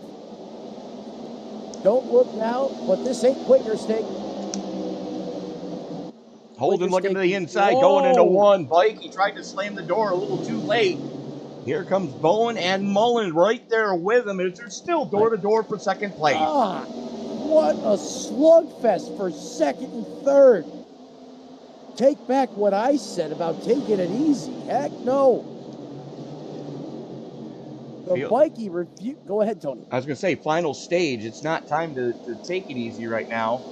Code Nofree having problems. He's going to immediately jump into the pits in the 44. So problems continue for him tonight, as that is an absolute brawl right now at the front of this piece. They finally get that sorted out. Hunter Carmichael and Nick King all over each other right now. Nick King all over the back of Hunter Carmichael, like Tony Trapasso was saying. And 3 wide. Oh, there's Huff in the 93. Haven't had a chance to talk much about him yet. But yeah, here he is, right on cue. Working the top side of the racetrack, the Indiana native himself there in that Toyota Camry. You can make the outside work here on these restarts, Tony, with these fresh tires. And more of these drivers you see venturing up to the top of the racing surface there, right around the rim. Big gaggle of cars right here, nose to tail. Huff still side by side with the 64. There's Barry Sanders. I like to call him the captain. Hounding Paul Gallimore right now is Spears and Mullen going door to door. 3 wide. And Mullen's around. Mullen's going to eat it. Oh, he doesn't eat it. He saves it.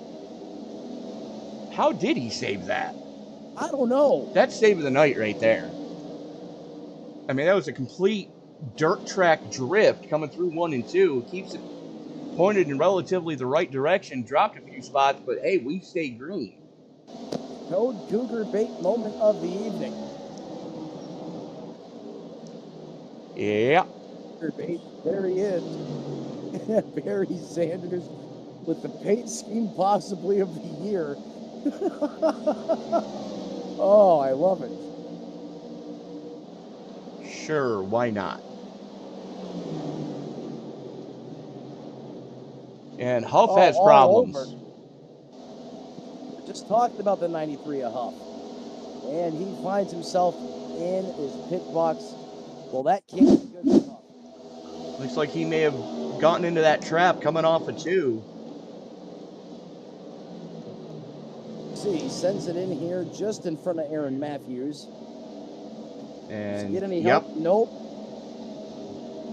And you can see he's right in the same tire marks that everybody else that has done that tonight. It's almost like, at least from the broadcast booth, Tony, when we see him go in, you know, at that longitude, latitude on the racetrack, we automatically know what's going to happen. Oh, yeah. Yeah, without a doubt. But, you know, they've gotten it sorted out at the front of this piece. Kenny Coppola, in only a handful of laps, has already carved out an 0.8 of a second lead. And then you got Bikey, who's got about a car length and a half of separation between himself and Kyle Holden. Holden brushed the wall off before. That's going to give Bikey a little bit of breathing room. And then we've got to go back to Davis and Spear, as both of them a little bit of sideways action going into 1. Yeah, the 7 and the 29 there sideways. We go a little bit forward back to this battle with Gillimore and Sanders. Satter now takes it down to the bottom of the racetrack. Paul Gillimore up top. Can Sanders get back on the loud pedal sooner than the 11? Looks like he's able to, but the 11 has a great run up top, off the corner.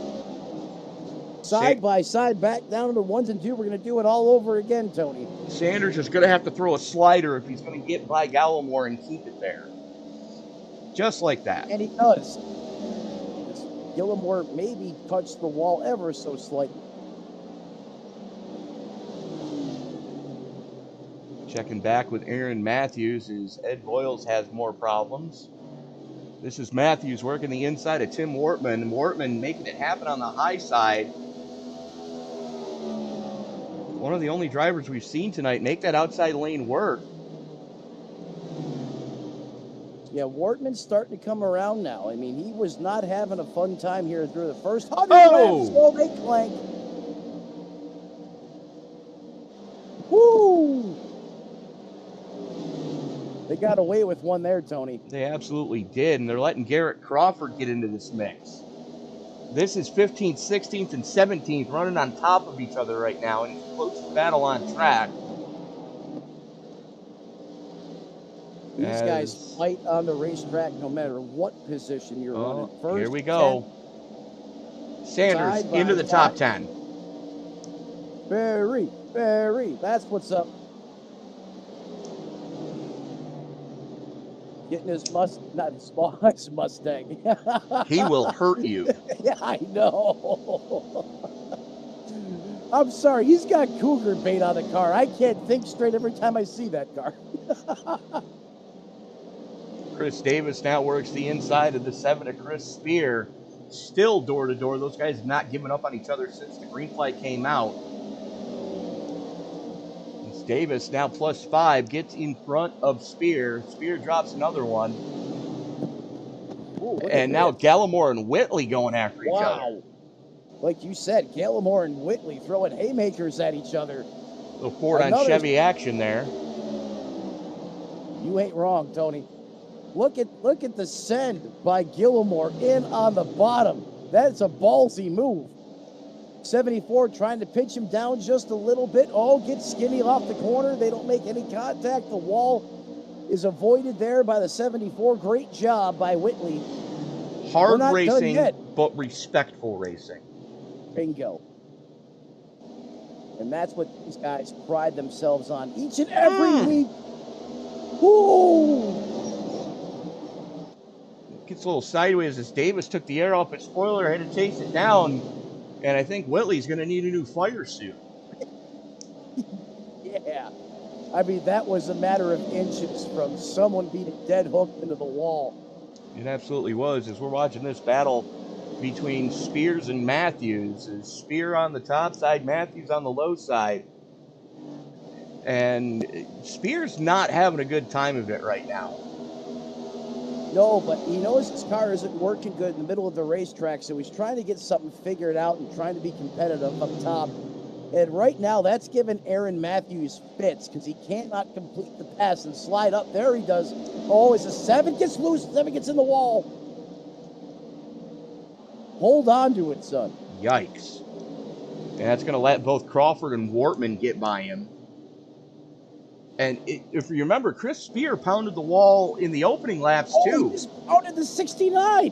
69's, the bumper cover's gone. Caution on the racetrack.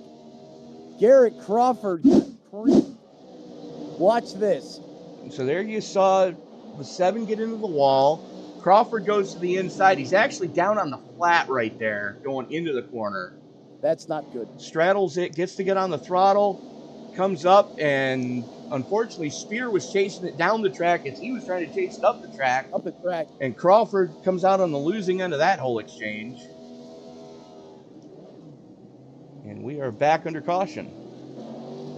And that just goes to show you, like Kenny Capote was saying earlier, Tony, that track really is slick, and these guys are literally on the ragged edge. Which actually, the track's cooled off.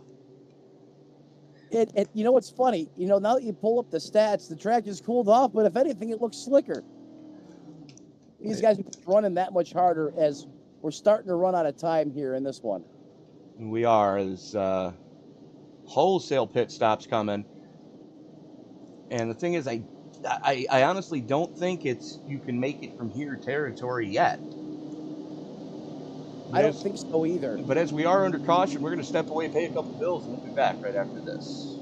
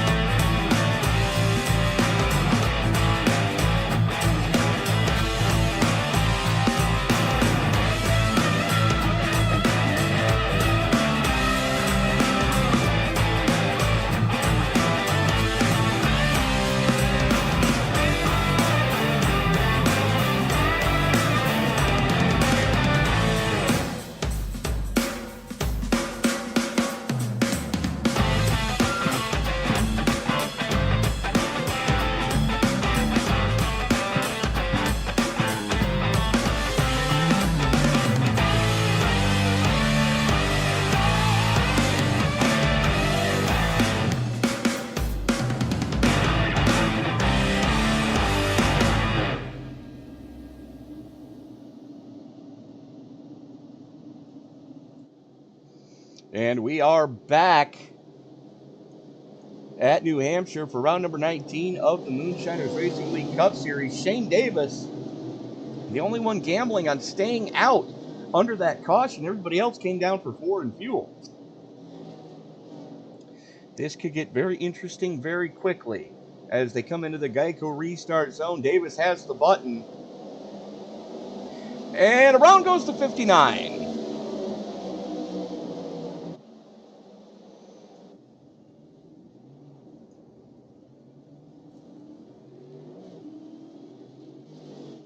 Let's go back and take a look at what did happen here.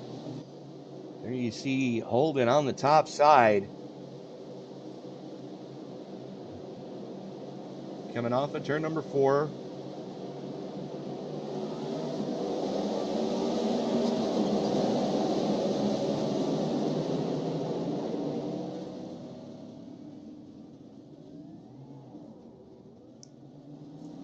Unbelievable.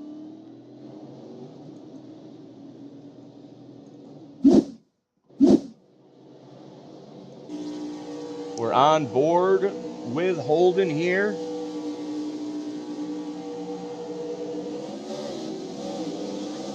Spins the tires and all hell breaks loose.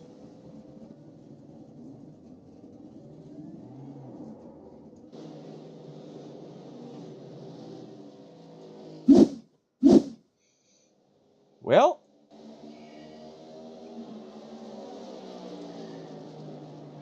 that didn't last long.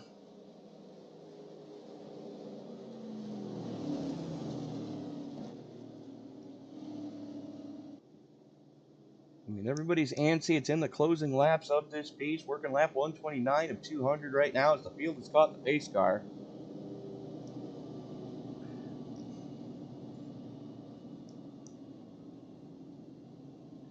Sullivan catching a piece of that one. Boyles caught a piece of it. Barry Sanders caught a piece of it. Holden, of course, is the one that spun the tires. He immediately towed it to pit. Out of all the things that could go wrong on the restart, spinning the tires, one you never want to see is everyone's just stacked on top of each other. Yeah, especially when you're restarting on the second row of the outside lane. More drivers caught up in that than they wanted to be, I can promise you that. Absolutely correct in that one, but well, we're back under caution. And, you know, we were kind of expecting stuff to start happening here around this time, but since the stage, we've gotten maybe only 2 laps in under anger.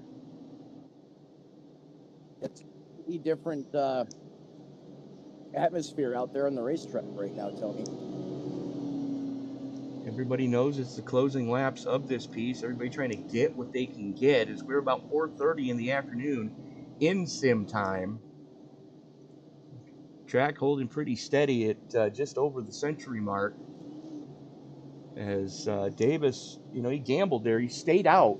So everybody behind him is going to have 20-lap newer tires. Now, granted, most of those are pacing laps, but, you know, $20 is $20. Isn't that how that works? Tony. Works like that in my mind. Got the 2 teammates now going to be on the front row, and Davis and Coppola. Blakey pretty much sitting in third where he's been solidly all race long. Then you got Bullen, Mullen, Sheets, Carmichael, Matthews, Davis, and Gillimore rounding out the top 10 as those lights go out. Lights are out. Davis having the button. Here we go, getting ready to turn them back loose.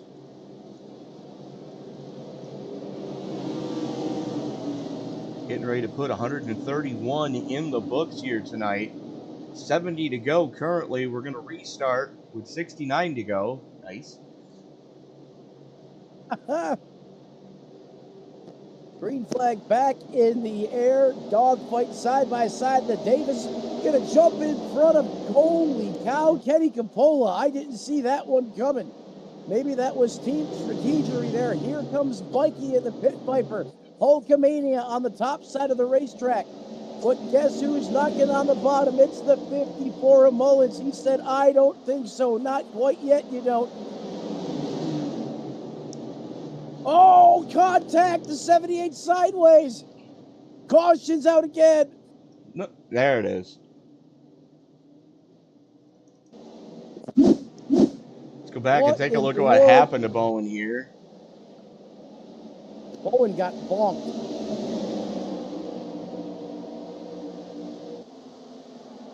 Watch this. Oh, just ever so slight contact with Hunter Carmichael, and Darren Mullen, nowhere to go, catches a race car to the face. Usually it's Nick King that catches the race car to the face, not tonight. True story.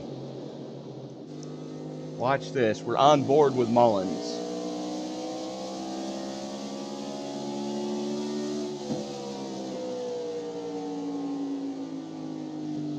This is where the dancing starts. Right there. It pops off in front of him. Oh! Nowhere to go. Sandwich to the grill. Absolutely nowhere to go. Nowhere to go and just about no time to respond. Absolutely. So, good news is, if you're a Kenny Capola fan, he's got the lead back from Shane Davis. Brandon Vikey was able to get by. And Davis having a little bit of the blinkies. Yeah, the blinkies are kind of going round robin here tonight. Not sure if it's connection problems or if it's a server issue, perhaps, but we've had some competitors that typically don't have the blinks that are having the blinks tonight. But Kenny Capola has done yeoman's work all night long so far. Has led all but a handful of laps here tonight, as those were just led by Shane Davis. But even with that ankle injury, Capola has still been the class of the field all night. In the words of Limp Bizkit, you just got to keep on rolling, baby, and that's what he's doing. Keep your head checked in the game. Keep some ice on the foot. Keep some schwankel on the ankle, and you're good to go. Well, Matt, here's a chocolate starfish, and here's a cup of hot dog flavored water. Well, thank you. I appreciate that.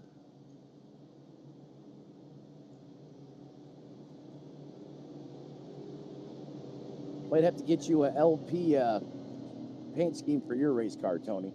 An LP paint scheme? Yeah, an LP. I'm not getting it. I'll explain later. Okay.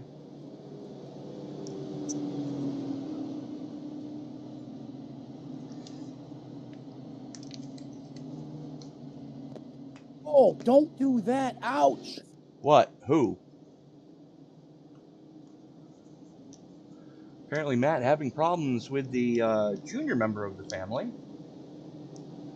That hurts. Yeah, I did. Did he take a ball peen hammer to your toe again? 2 liter of frozen water to the toe.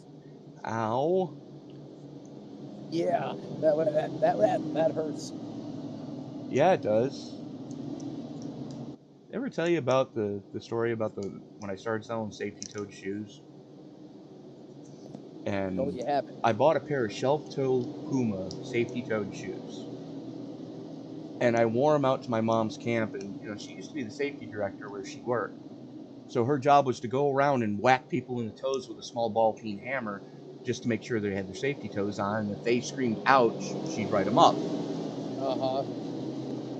So we're sitting there, and she's all the time she goes, "Those aren't safety toed." "Yeah, they are, Mom." "Those can't be safety toed." "Mom, they're safety toed shoes. I sell them in my truck." "Those can't be safety toed shoes." So we're sitting at the campfire that night, and I'm talking to her at that time husband. As green flag comes back out, anyways, I'm looking away from where Mom was, and all of a sudden I feel something hit the toe of my shoe. And I look down, she's got the mallet they found tent stakes in with. And she's going, did that hurt? What are you doing? Give me that hammer. She goes, well, I guess they are safety-toed shoes. Yeah, what would you have done if they weren't? Well, it would have showed you for lying to me. Oh my Okay, now do goodness. I get to do you? Considering I wasn't lying to you? No. Where's the fun in that? So I took a Sharpie marker and I wrote a black X on her hand. I said, okay, you're cut off. Oh, crap, Wayne Bowen. Uh-oh. 78 now having some trouble. The bad luck continues for that Toyota.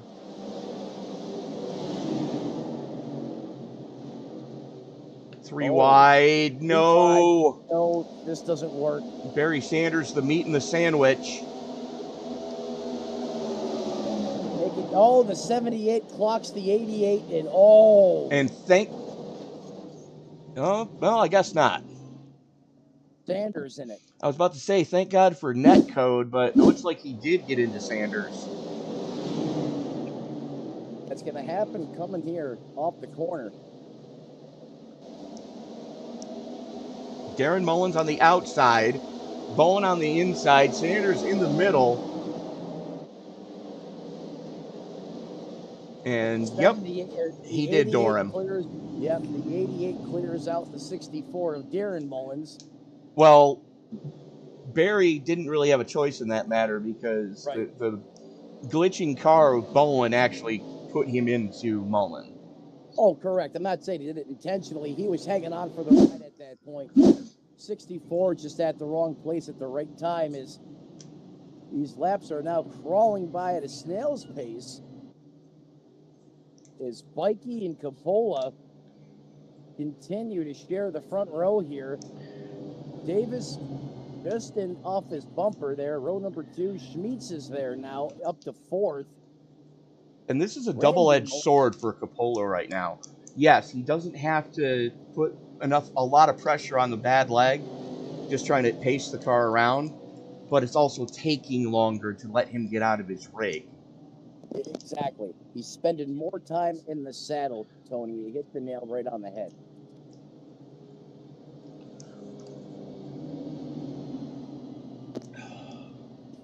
Believe me, no one probably wants to get this race done more than the driver of that 77 right now. You are absolutely correct. And let's go back and take a look at our biggest mover so far. It's going to be that man right there. Wortman Jr. The 83 at Tim Wortman Jr. Currently your biggest mover at plus 15. However, there's Nick King, who sits in 10th. He's plus 14. Not going to say anything. Purposeful. Coward.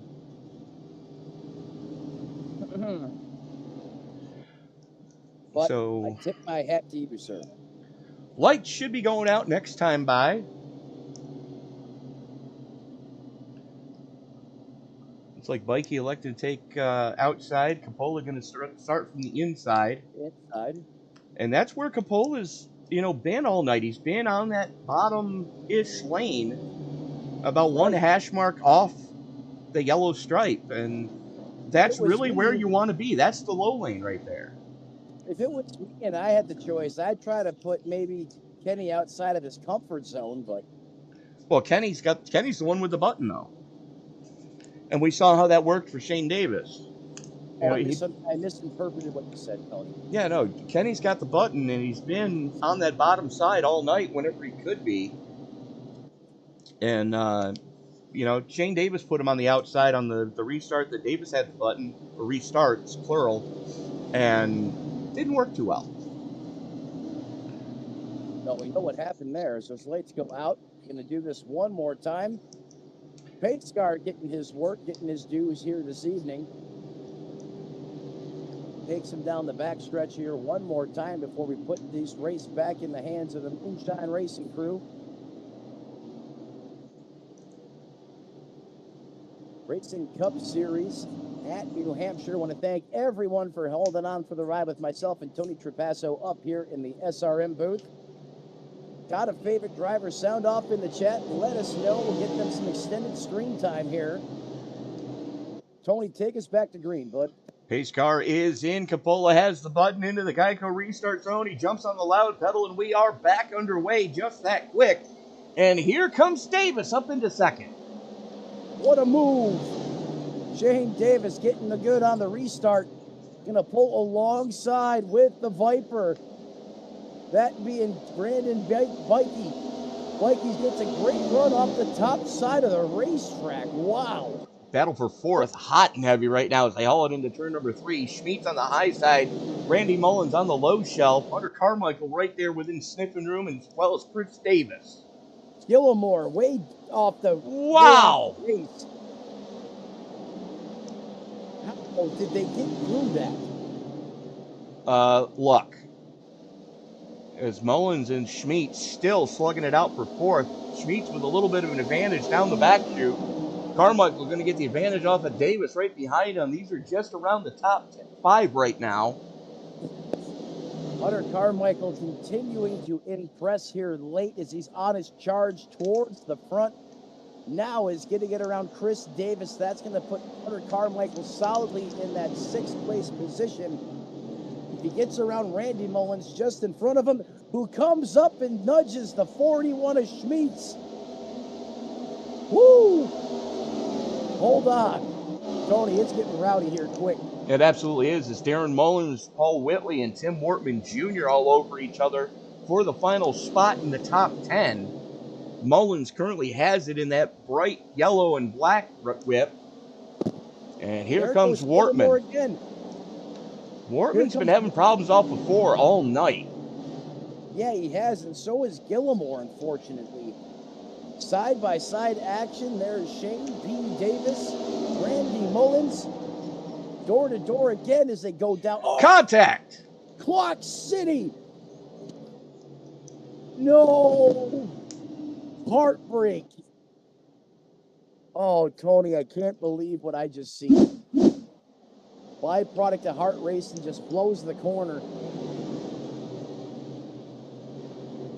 And there you see Mullins and Davis. And there was smoke off of the left front of Mullins' car. I think he knew when he jumped on those binders, he was in there too deep, and it just moved off and go to the eye in the sky here. He's going to get a good run through 1 and 2. Pulls alongside of Davis. Davis is going to get a little better exit. Pull back with the nose out front.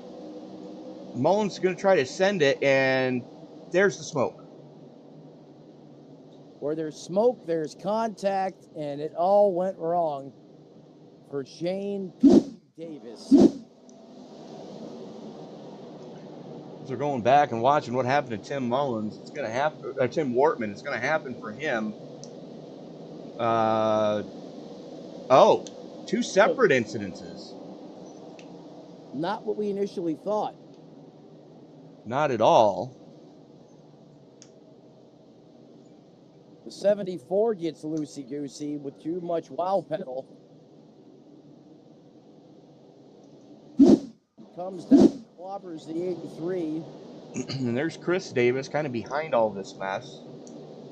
And he's just going to guess wrong, trying to avoid the wreck. That's all it is. It's a matter of guessing where to go, and he just guessed wrong. Here we go. And here goes Chris Davis. Pop. And Not he too was on much. the binders hard. He had those wheels locked just before he made contact with Shane. Yeah, thank God he jumped on those brakes early. I mean, he's got some damage there. He's got bug nose on the face of the Camry, but I think he'll be okay. That's definitely going to shake things up a little bit.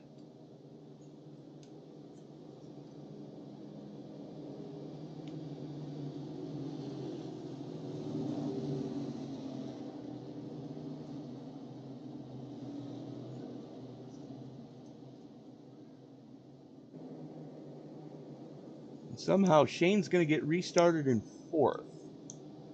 How the heck? I don't know. Well, I guarantee you, he's not complaining. Randy Mullins, looks like he may have gotten the dreaded black flag for causing that one. WOL go to the back. Barry Sanders as well, still trying to recover from a earlier incident. Chris Spear as well. Yep. The latest comer to the back of the line. Shame, we know your name. Haven't heard that in forever, have you?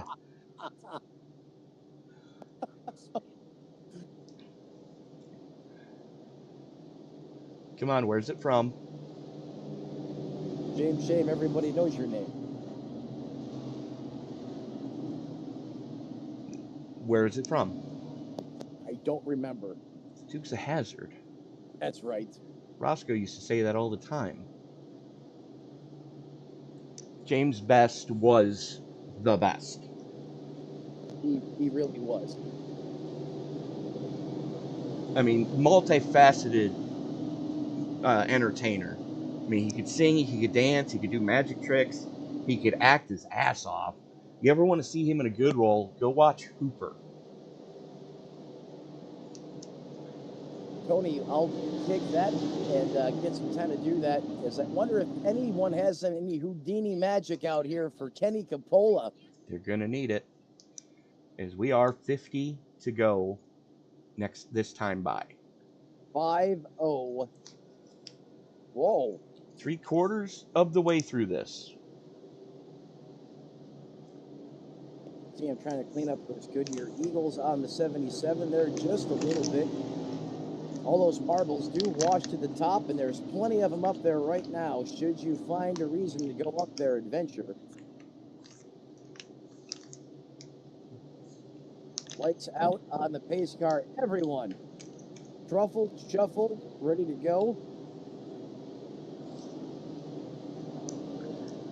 Clearing up the back tires now on the 77, so is Mikey in the 1.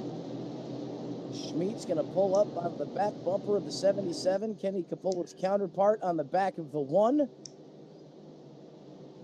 Here we go again, one more time from Lobsterville. New Hampshire Motor Speedway. There goes the pace car, and here comes the herd. Back into the Geico restart zone, waiting for Kenny Capola to hit the trigger, and he's back on it and on it hard.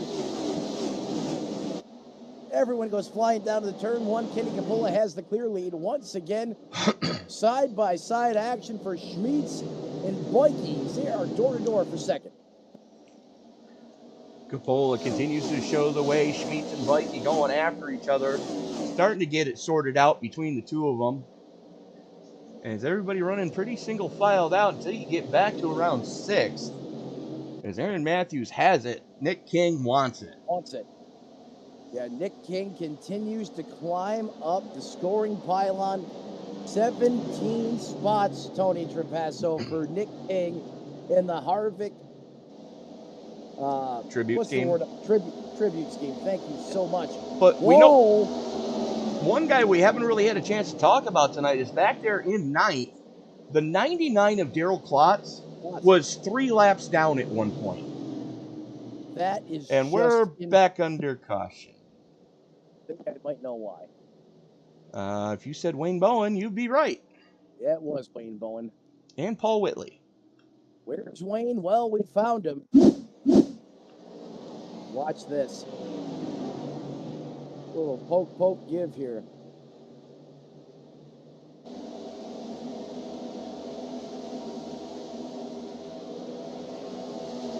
Whoa! Okay.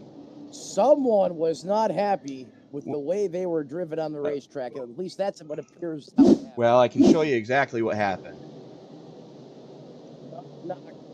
There's the second knock. There's the third knock. Gets him a little sideways coming off of 2. Two tap route. Gets up alongside him, and Bowen, not a happy camper, just turns him, and Paul Whitley, absolutely nowhere to go. Same thing for Kyle Holden. Neither one of those guys really had anything to do with that. They just got caught up in Wayne Bowen's temper tantrum. Tempers, emotions starting to boil over here, Tony. New Hampshire will do that to you, especially when you get caught in the case of the restarts. We went the first 2 stages caution-free. caution free for incident.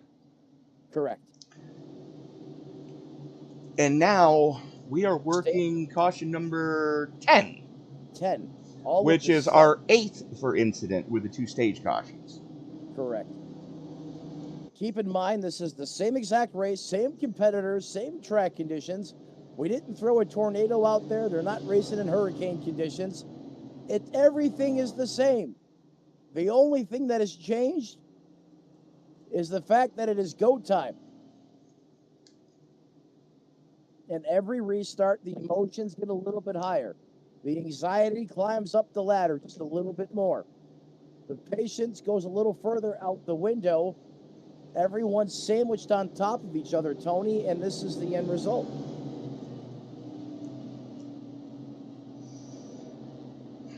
I don't even, I'm at a loss for words here because, you know, it amazes me what's going on.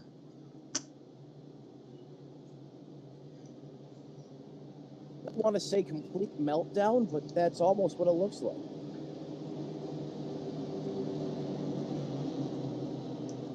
I mean, I'm shocked at the move that I seen on the replay, but we both know what that was.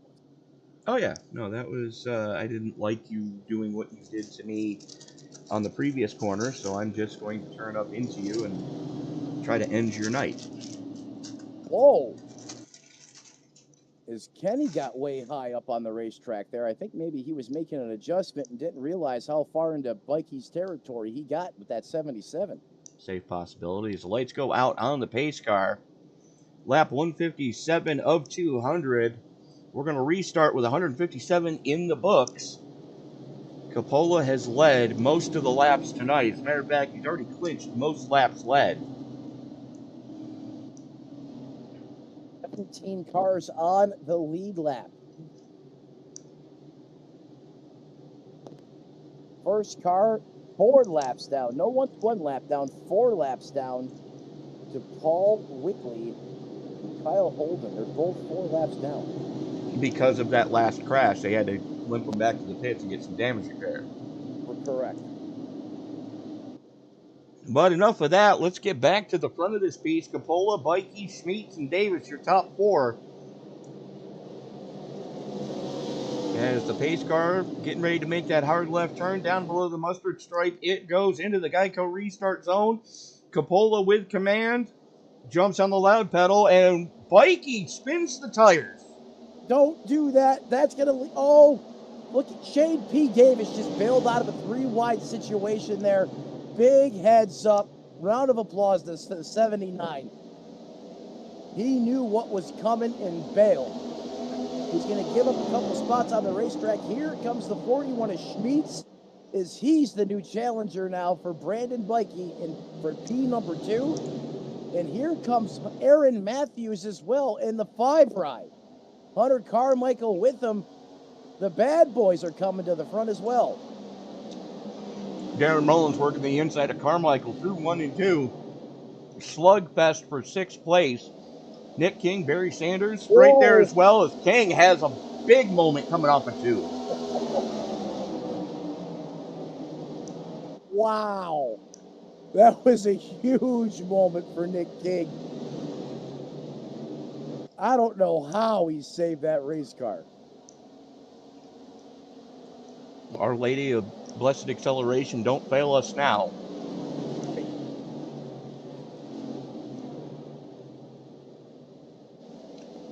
Here we are coming to 40 to go. And look at the lap time Coppola just put up, injured foot and all. You think he's not trying to get out of Dodge? A 30-65. No. No. Oh, not the 29 of Davis again. Yep. Davis is just having a bad stretch here. Let's see what happens to the 23, or the 29, I'm sorry.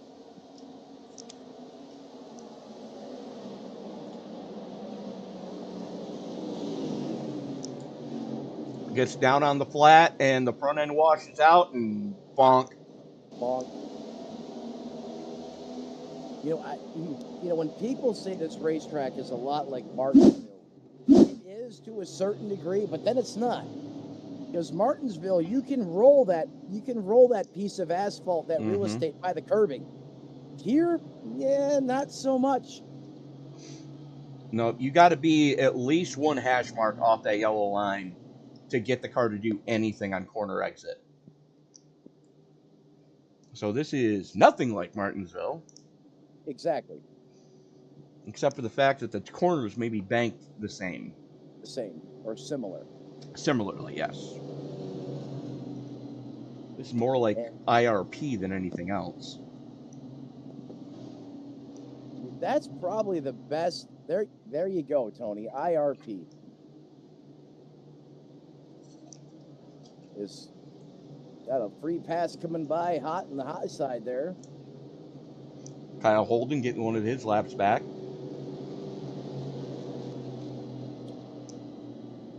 Kenny Capola with the monster type paint scheme on the race car is going to have to do it all over again. I'll tell you what, Brendan Bikey's getting pretty, a lot of chances, a lot of opportunities to time one of these restarts up here with the 77.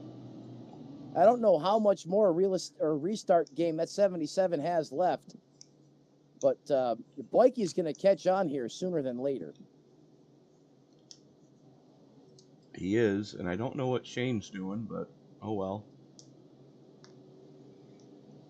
Maybe he was looking for damage assessment there. Maybe Bikey thought he had something on his car, perhaps. Well, what opened up as two great opening segments here tonight has turned into a demolition derby here in the closing laps.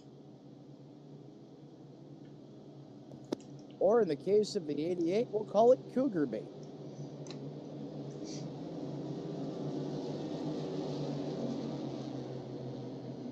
Just remember, folks, the most important piece of athletic equipment is the cup. It ain't a coffee cup, it ain't a Dixie cup, and you sure as hell don't want to be drinking out of it.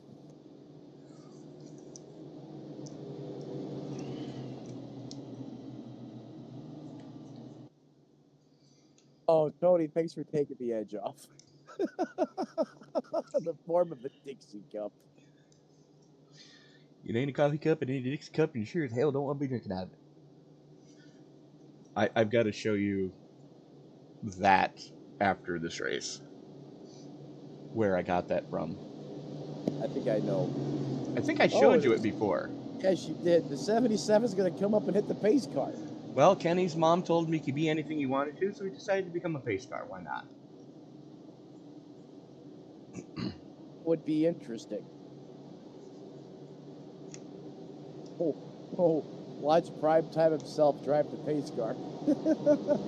The field might have a chance. Well, remember the last Martinsville race you and I did that pace car led the most laps? I don't even want to think about that. Oh, but it literally did lead the most laps. Most laps led, the pace car driver. That's not funny. You see me laughing? We're not.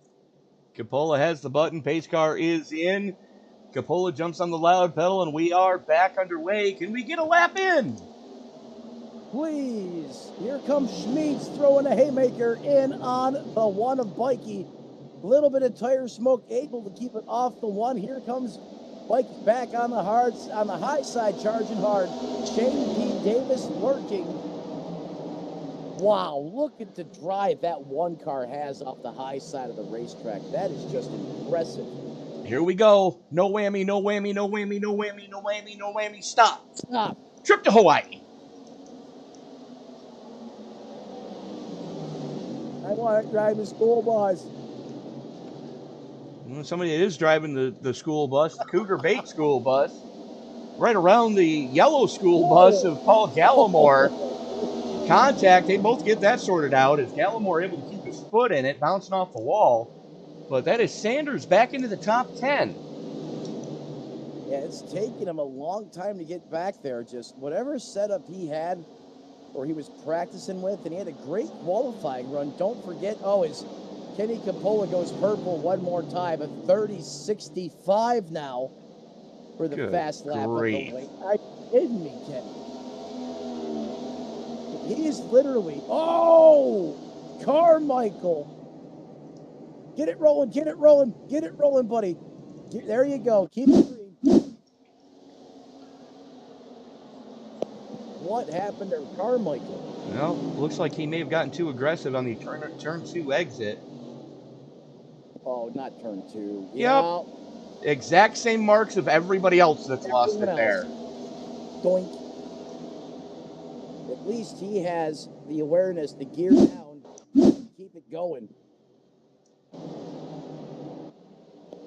Randy Mullins looking to the inside of Barry Sanders for 10th. Sanders caught on that outside lane. He's not been happy up there all night. Here comes Wortman. Yeah, Wortman definitely has found another gear in the toolbox in that race car.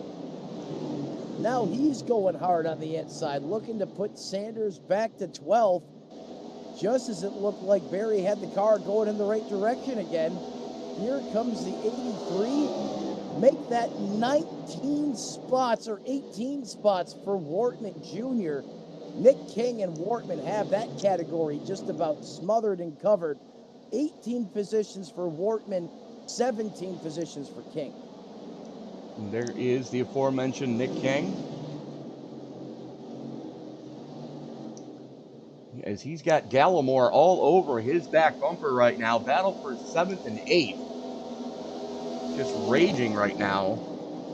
It's like an inferno. Side by side, no door clanking, please. Nope, they're leaning on each other.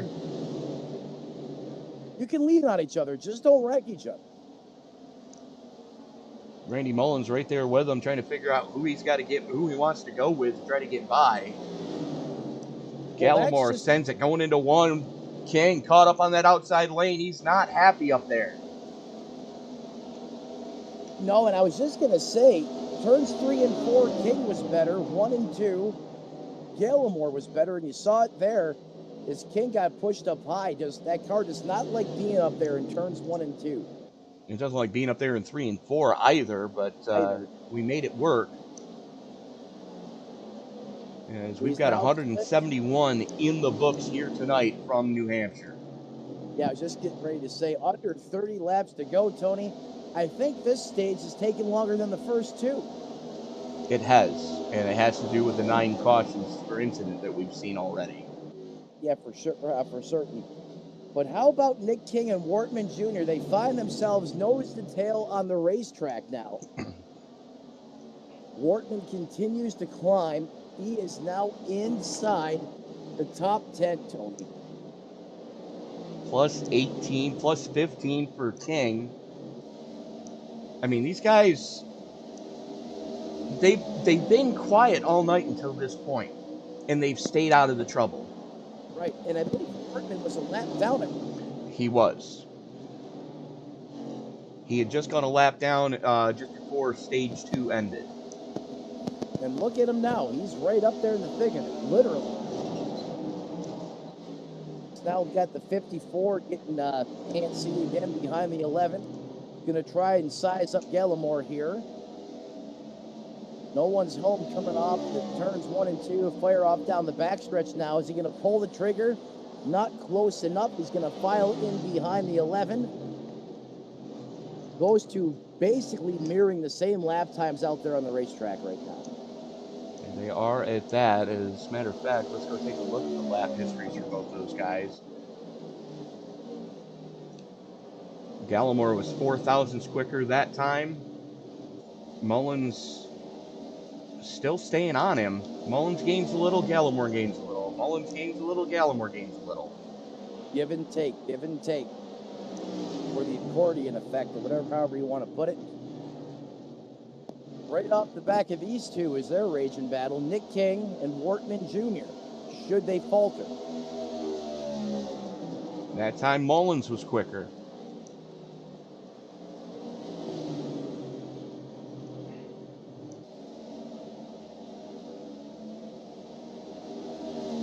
Ooh. That could open up a gale for Mullins here. It absolutely does. As Gallimore brushed the wall coming off with 2. Side by side through 3 and 4 they go. Giving each other plenty of room. Oh, and that costs them another clank off the concrete. I'm sorry, the safer barrier. That's going to give the spot, or it should now, to Randy Mullins. Move him up to 7th, Gallimore back to 8th. Gallimore looking to regroup, just settle back in. He's got Nick King behind him. King has pulled a little bit of a gap on Wortman as Wortman has his hands filled of Barry Sanders Jr. So junior on junior action here for the final step in the top 10 as we are fast approaching 20 to go. And maybe junior on junior action, but only one of them's got the Cougar beat. Hey, to each their own. And just remember, Matt, it only seems kinky the first time. That's what she said. And remember, it's erotic if you use a feather. It's kinky when you use the whole bird. And I broke Matt. Where's Dave when you need him? No, they would be cracking up right along with you. He said the whole bird. Yeah, it's erotic to use a feather. It's kinky to use the whole bird. And 20 laps remain. And I've broken Matt again. Schmeetz continues to hold down 4th position as Aaron Matthews making his life a little more difficult now. And this is the closest Brandon Bikey has been this deep into a run to Kenny Capola. He's only a second, 1.1 seconds off the back bumper of Mr. Excitement. As we are 20 to go, Capola continues to show the way, and then you're 3.25 seconds back to that grouping back there for 3rd. That's Shane Davis. There you see Schmeetz and Matthews behind them.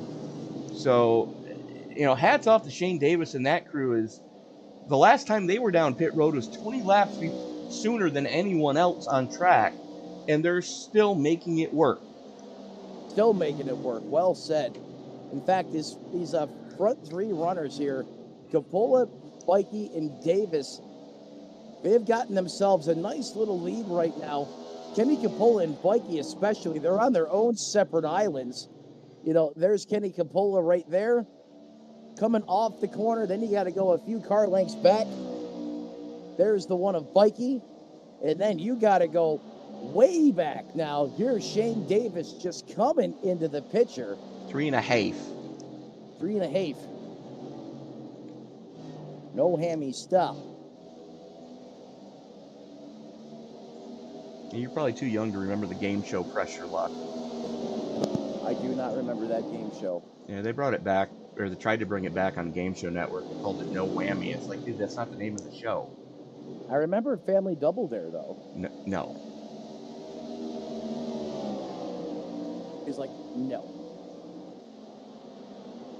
No, Well, Family Double Dare was a blown out knee waiting to happen. It's blown out. How about this? Father and son running stem to stern with Darren having the advantage over Randy. Randy, 6th and 7th. Inside the top 10. These boys having a good run here. Late 17 clicks left.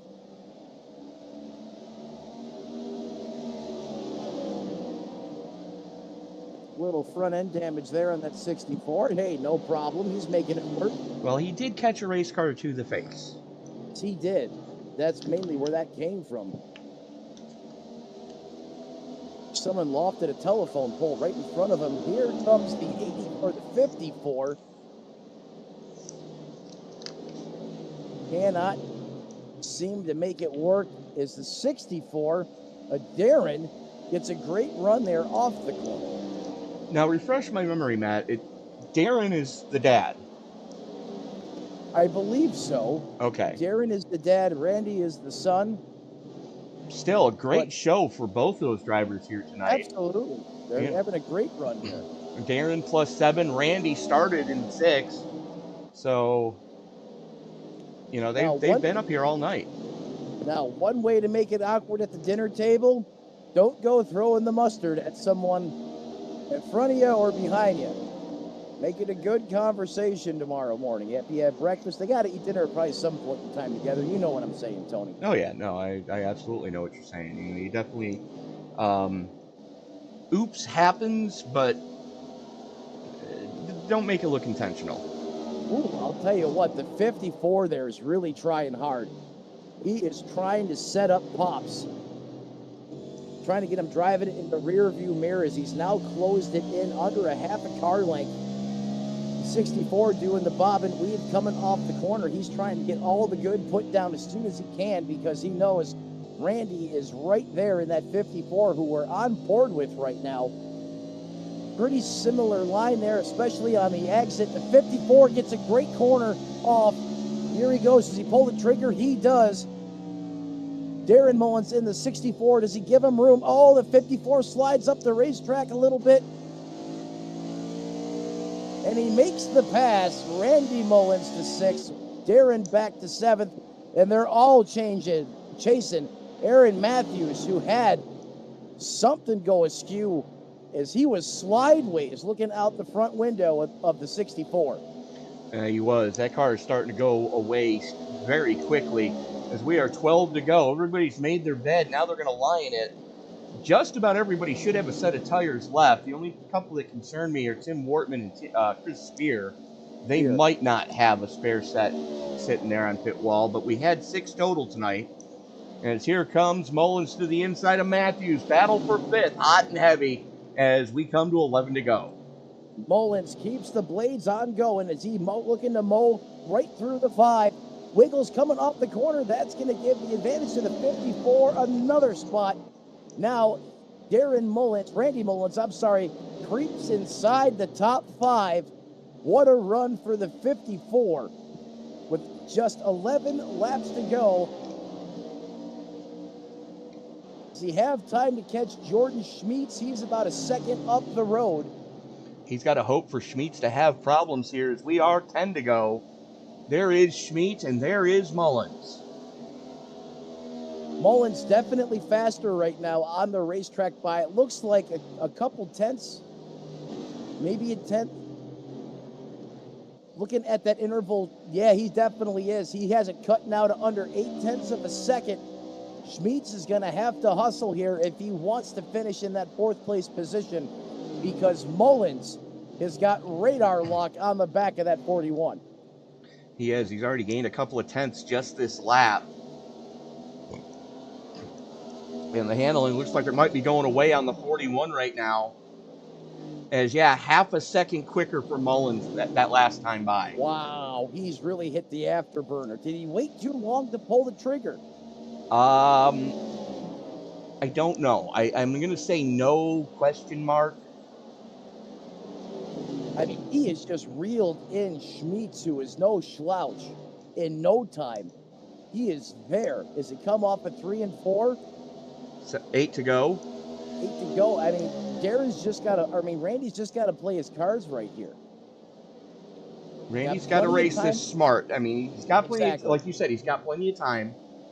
And he doesn't want to do anything stupid. Which just almost like is what right there. I would do. Yeah, I'd somehow put it in the fence here in this situation. As you've seen me do. On occasion.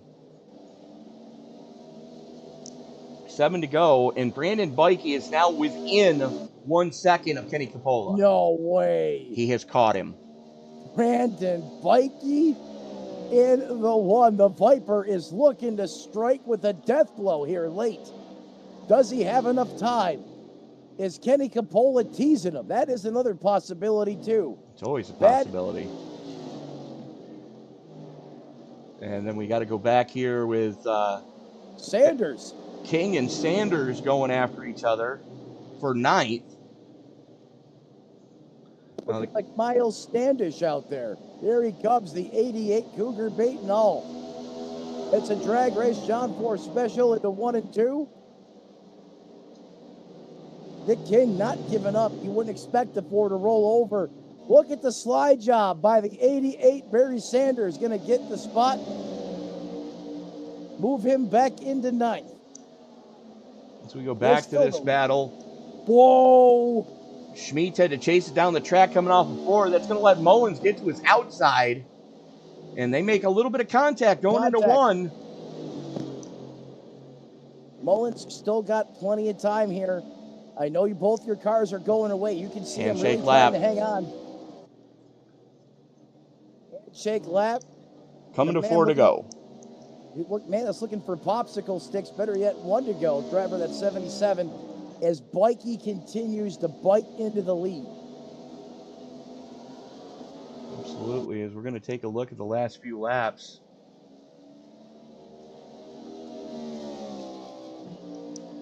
And Bikey was a full 10th quicker the last handful of laps.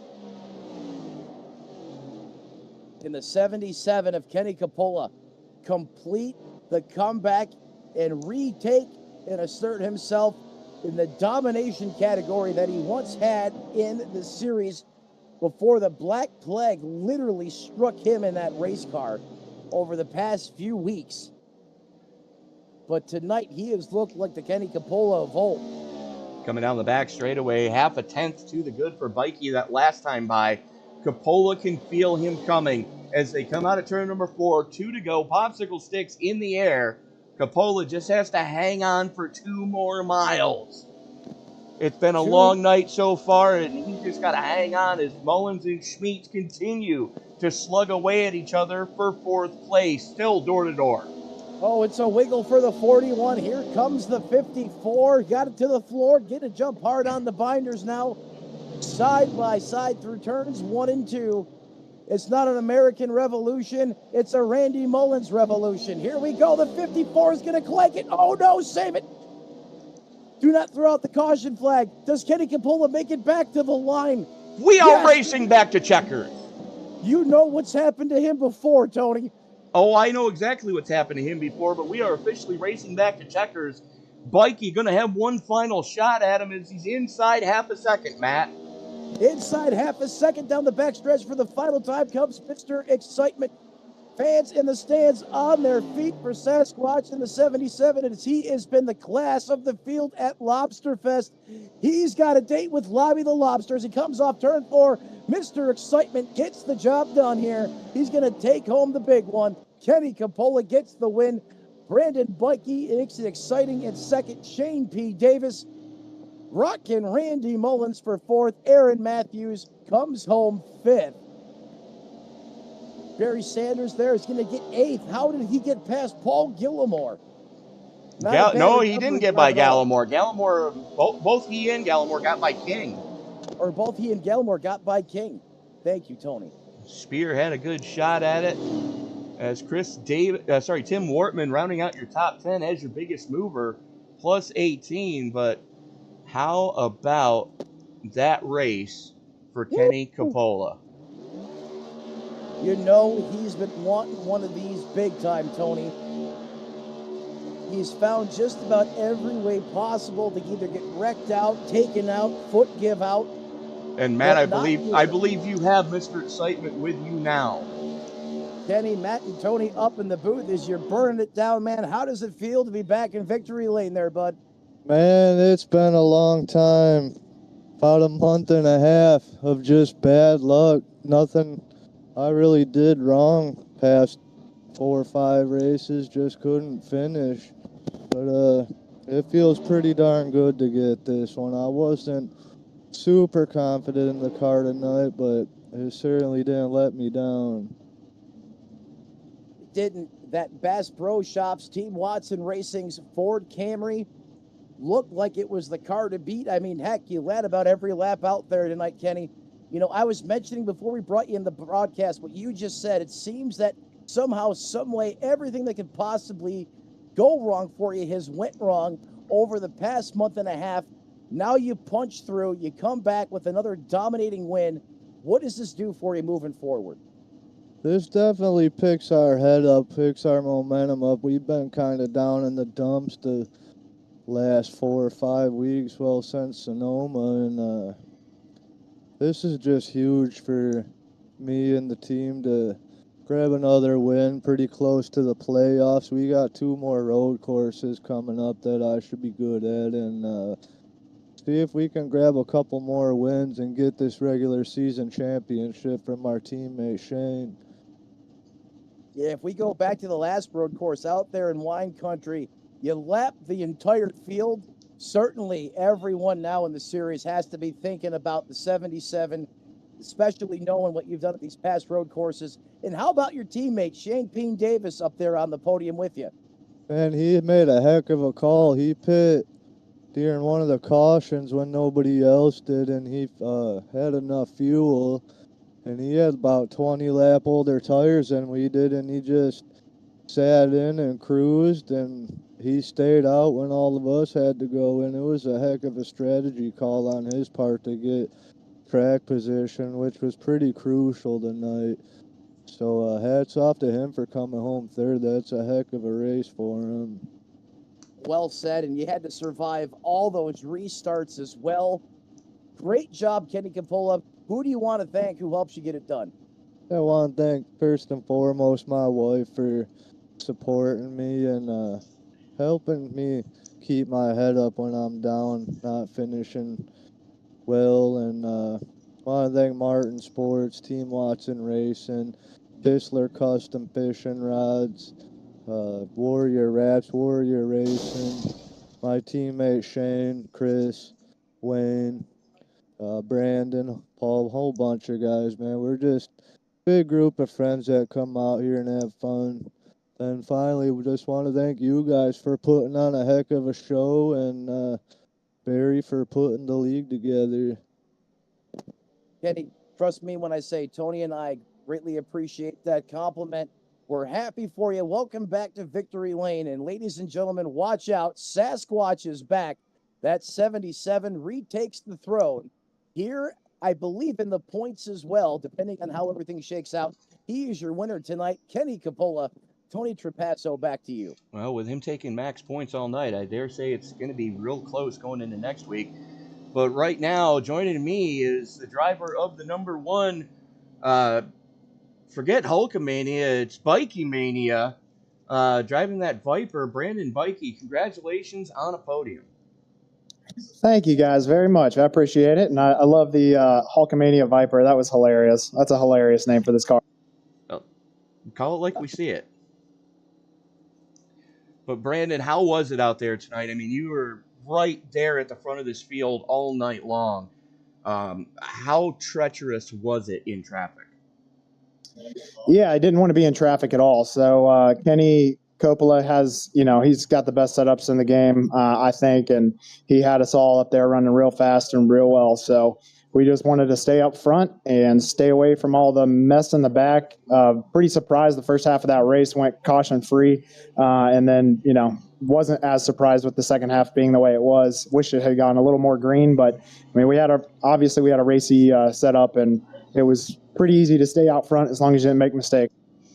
Yeah, absolutely. Brandon is, we're looking forward to next week. Let me just double check to make sure I get my facts right. I believe we're at Pocono. Yes, we are. What are your thoughts going into the Tricky Triangle as we stay in the Northeast? Oh, Pocono is fun. It's a lot of fun to race. We've been racing them in the A Open so far this week and been doing really well when Ryco drivers aren't wrecking us. But it's a fun track. Can't wait to race it.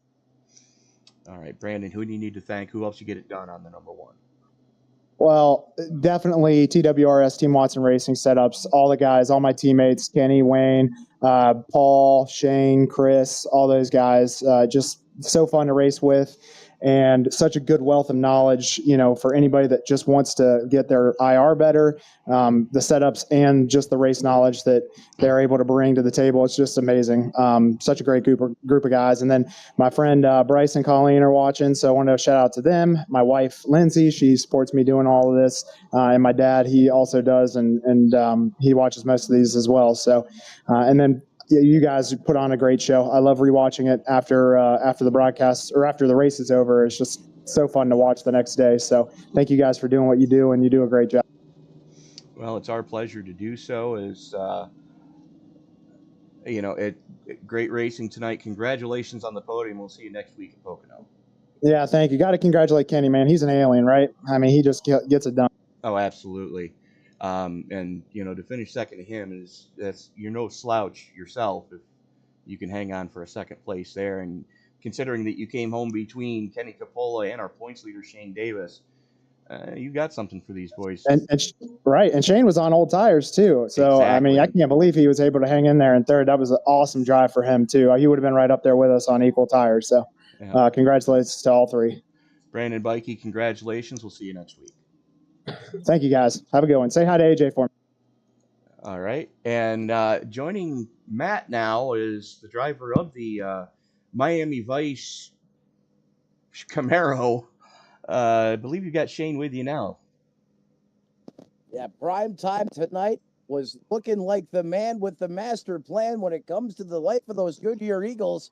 Shane, how did you get that thing all the way up to third?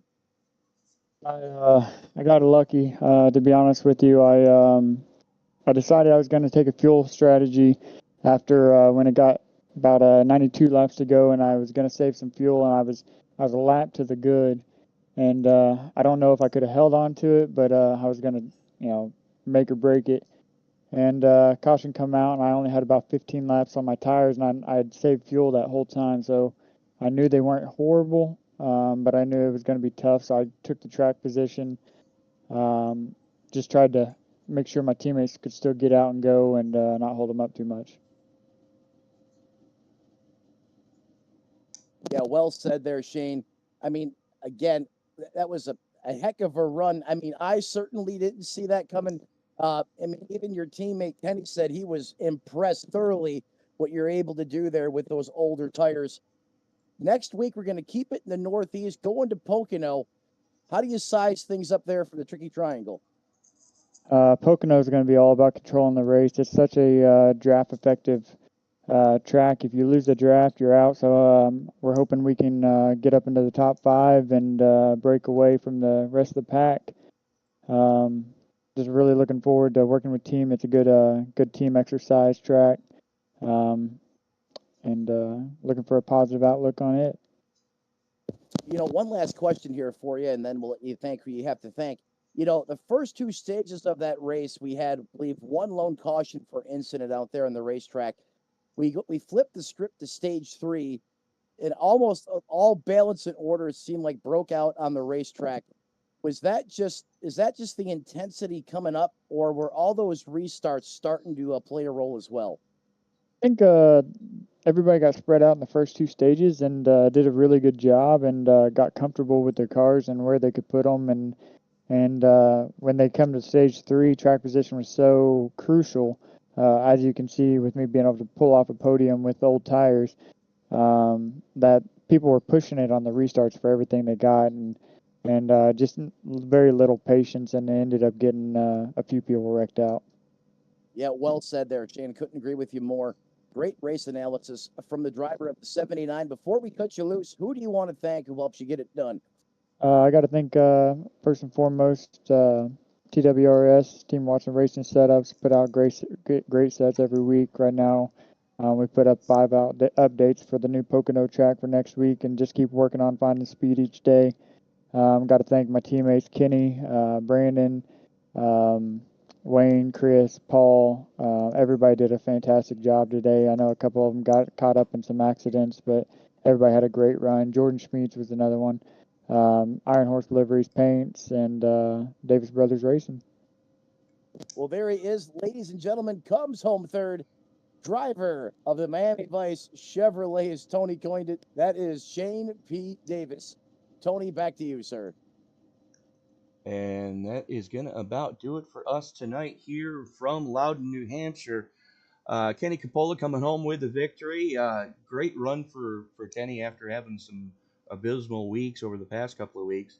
Fighting back from an injury, coming home with the victory. Brandon Bikey, in only his second start with the league, coming home with a podium.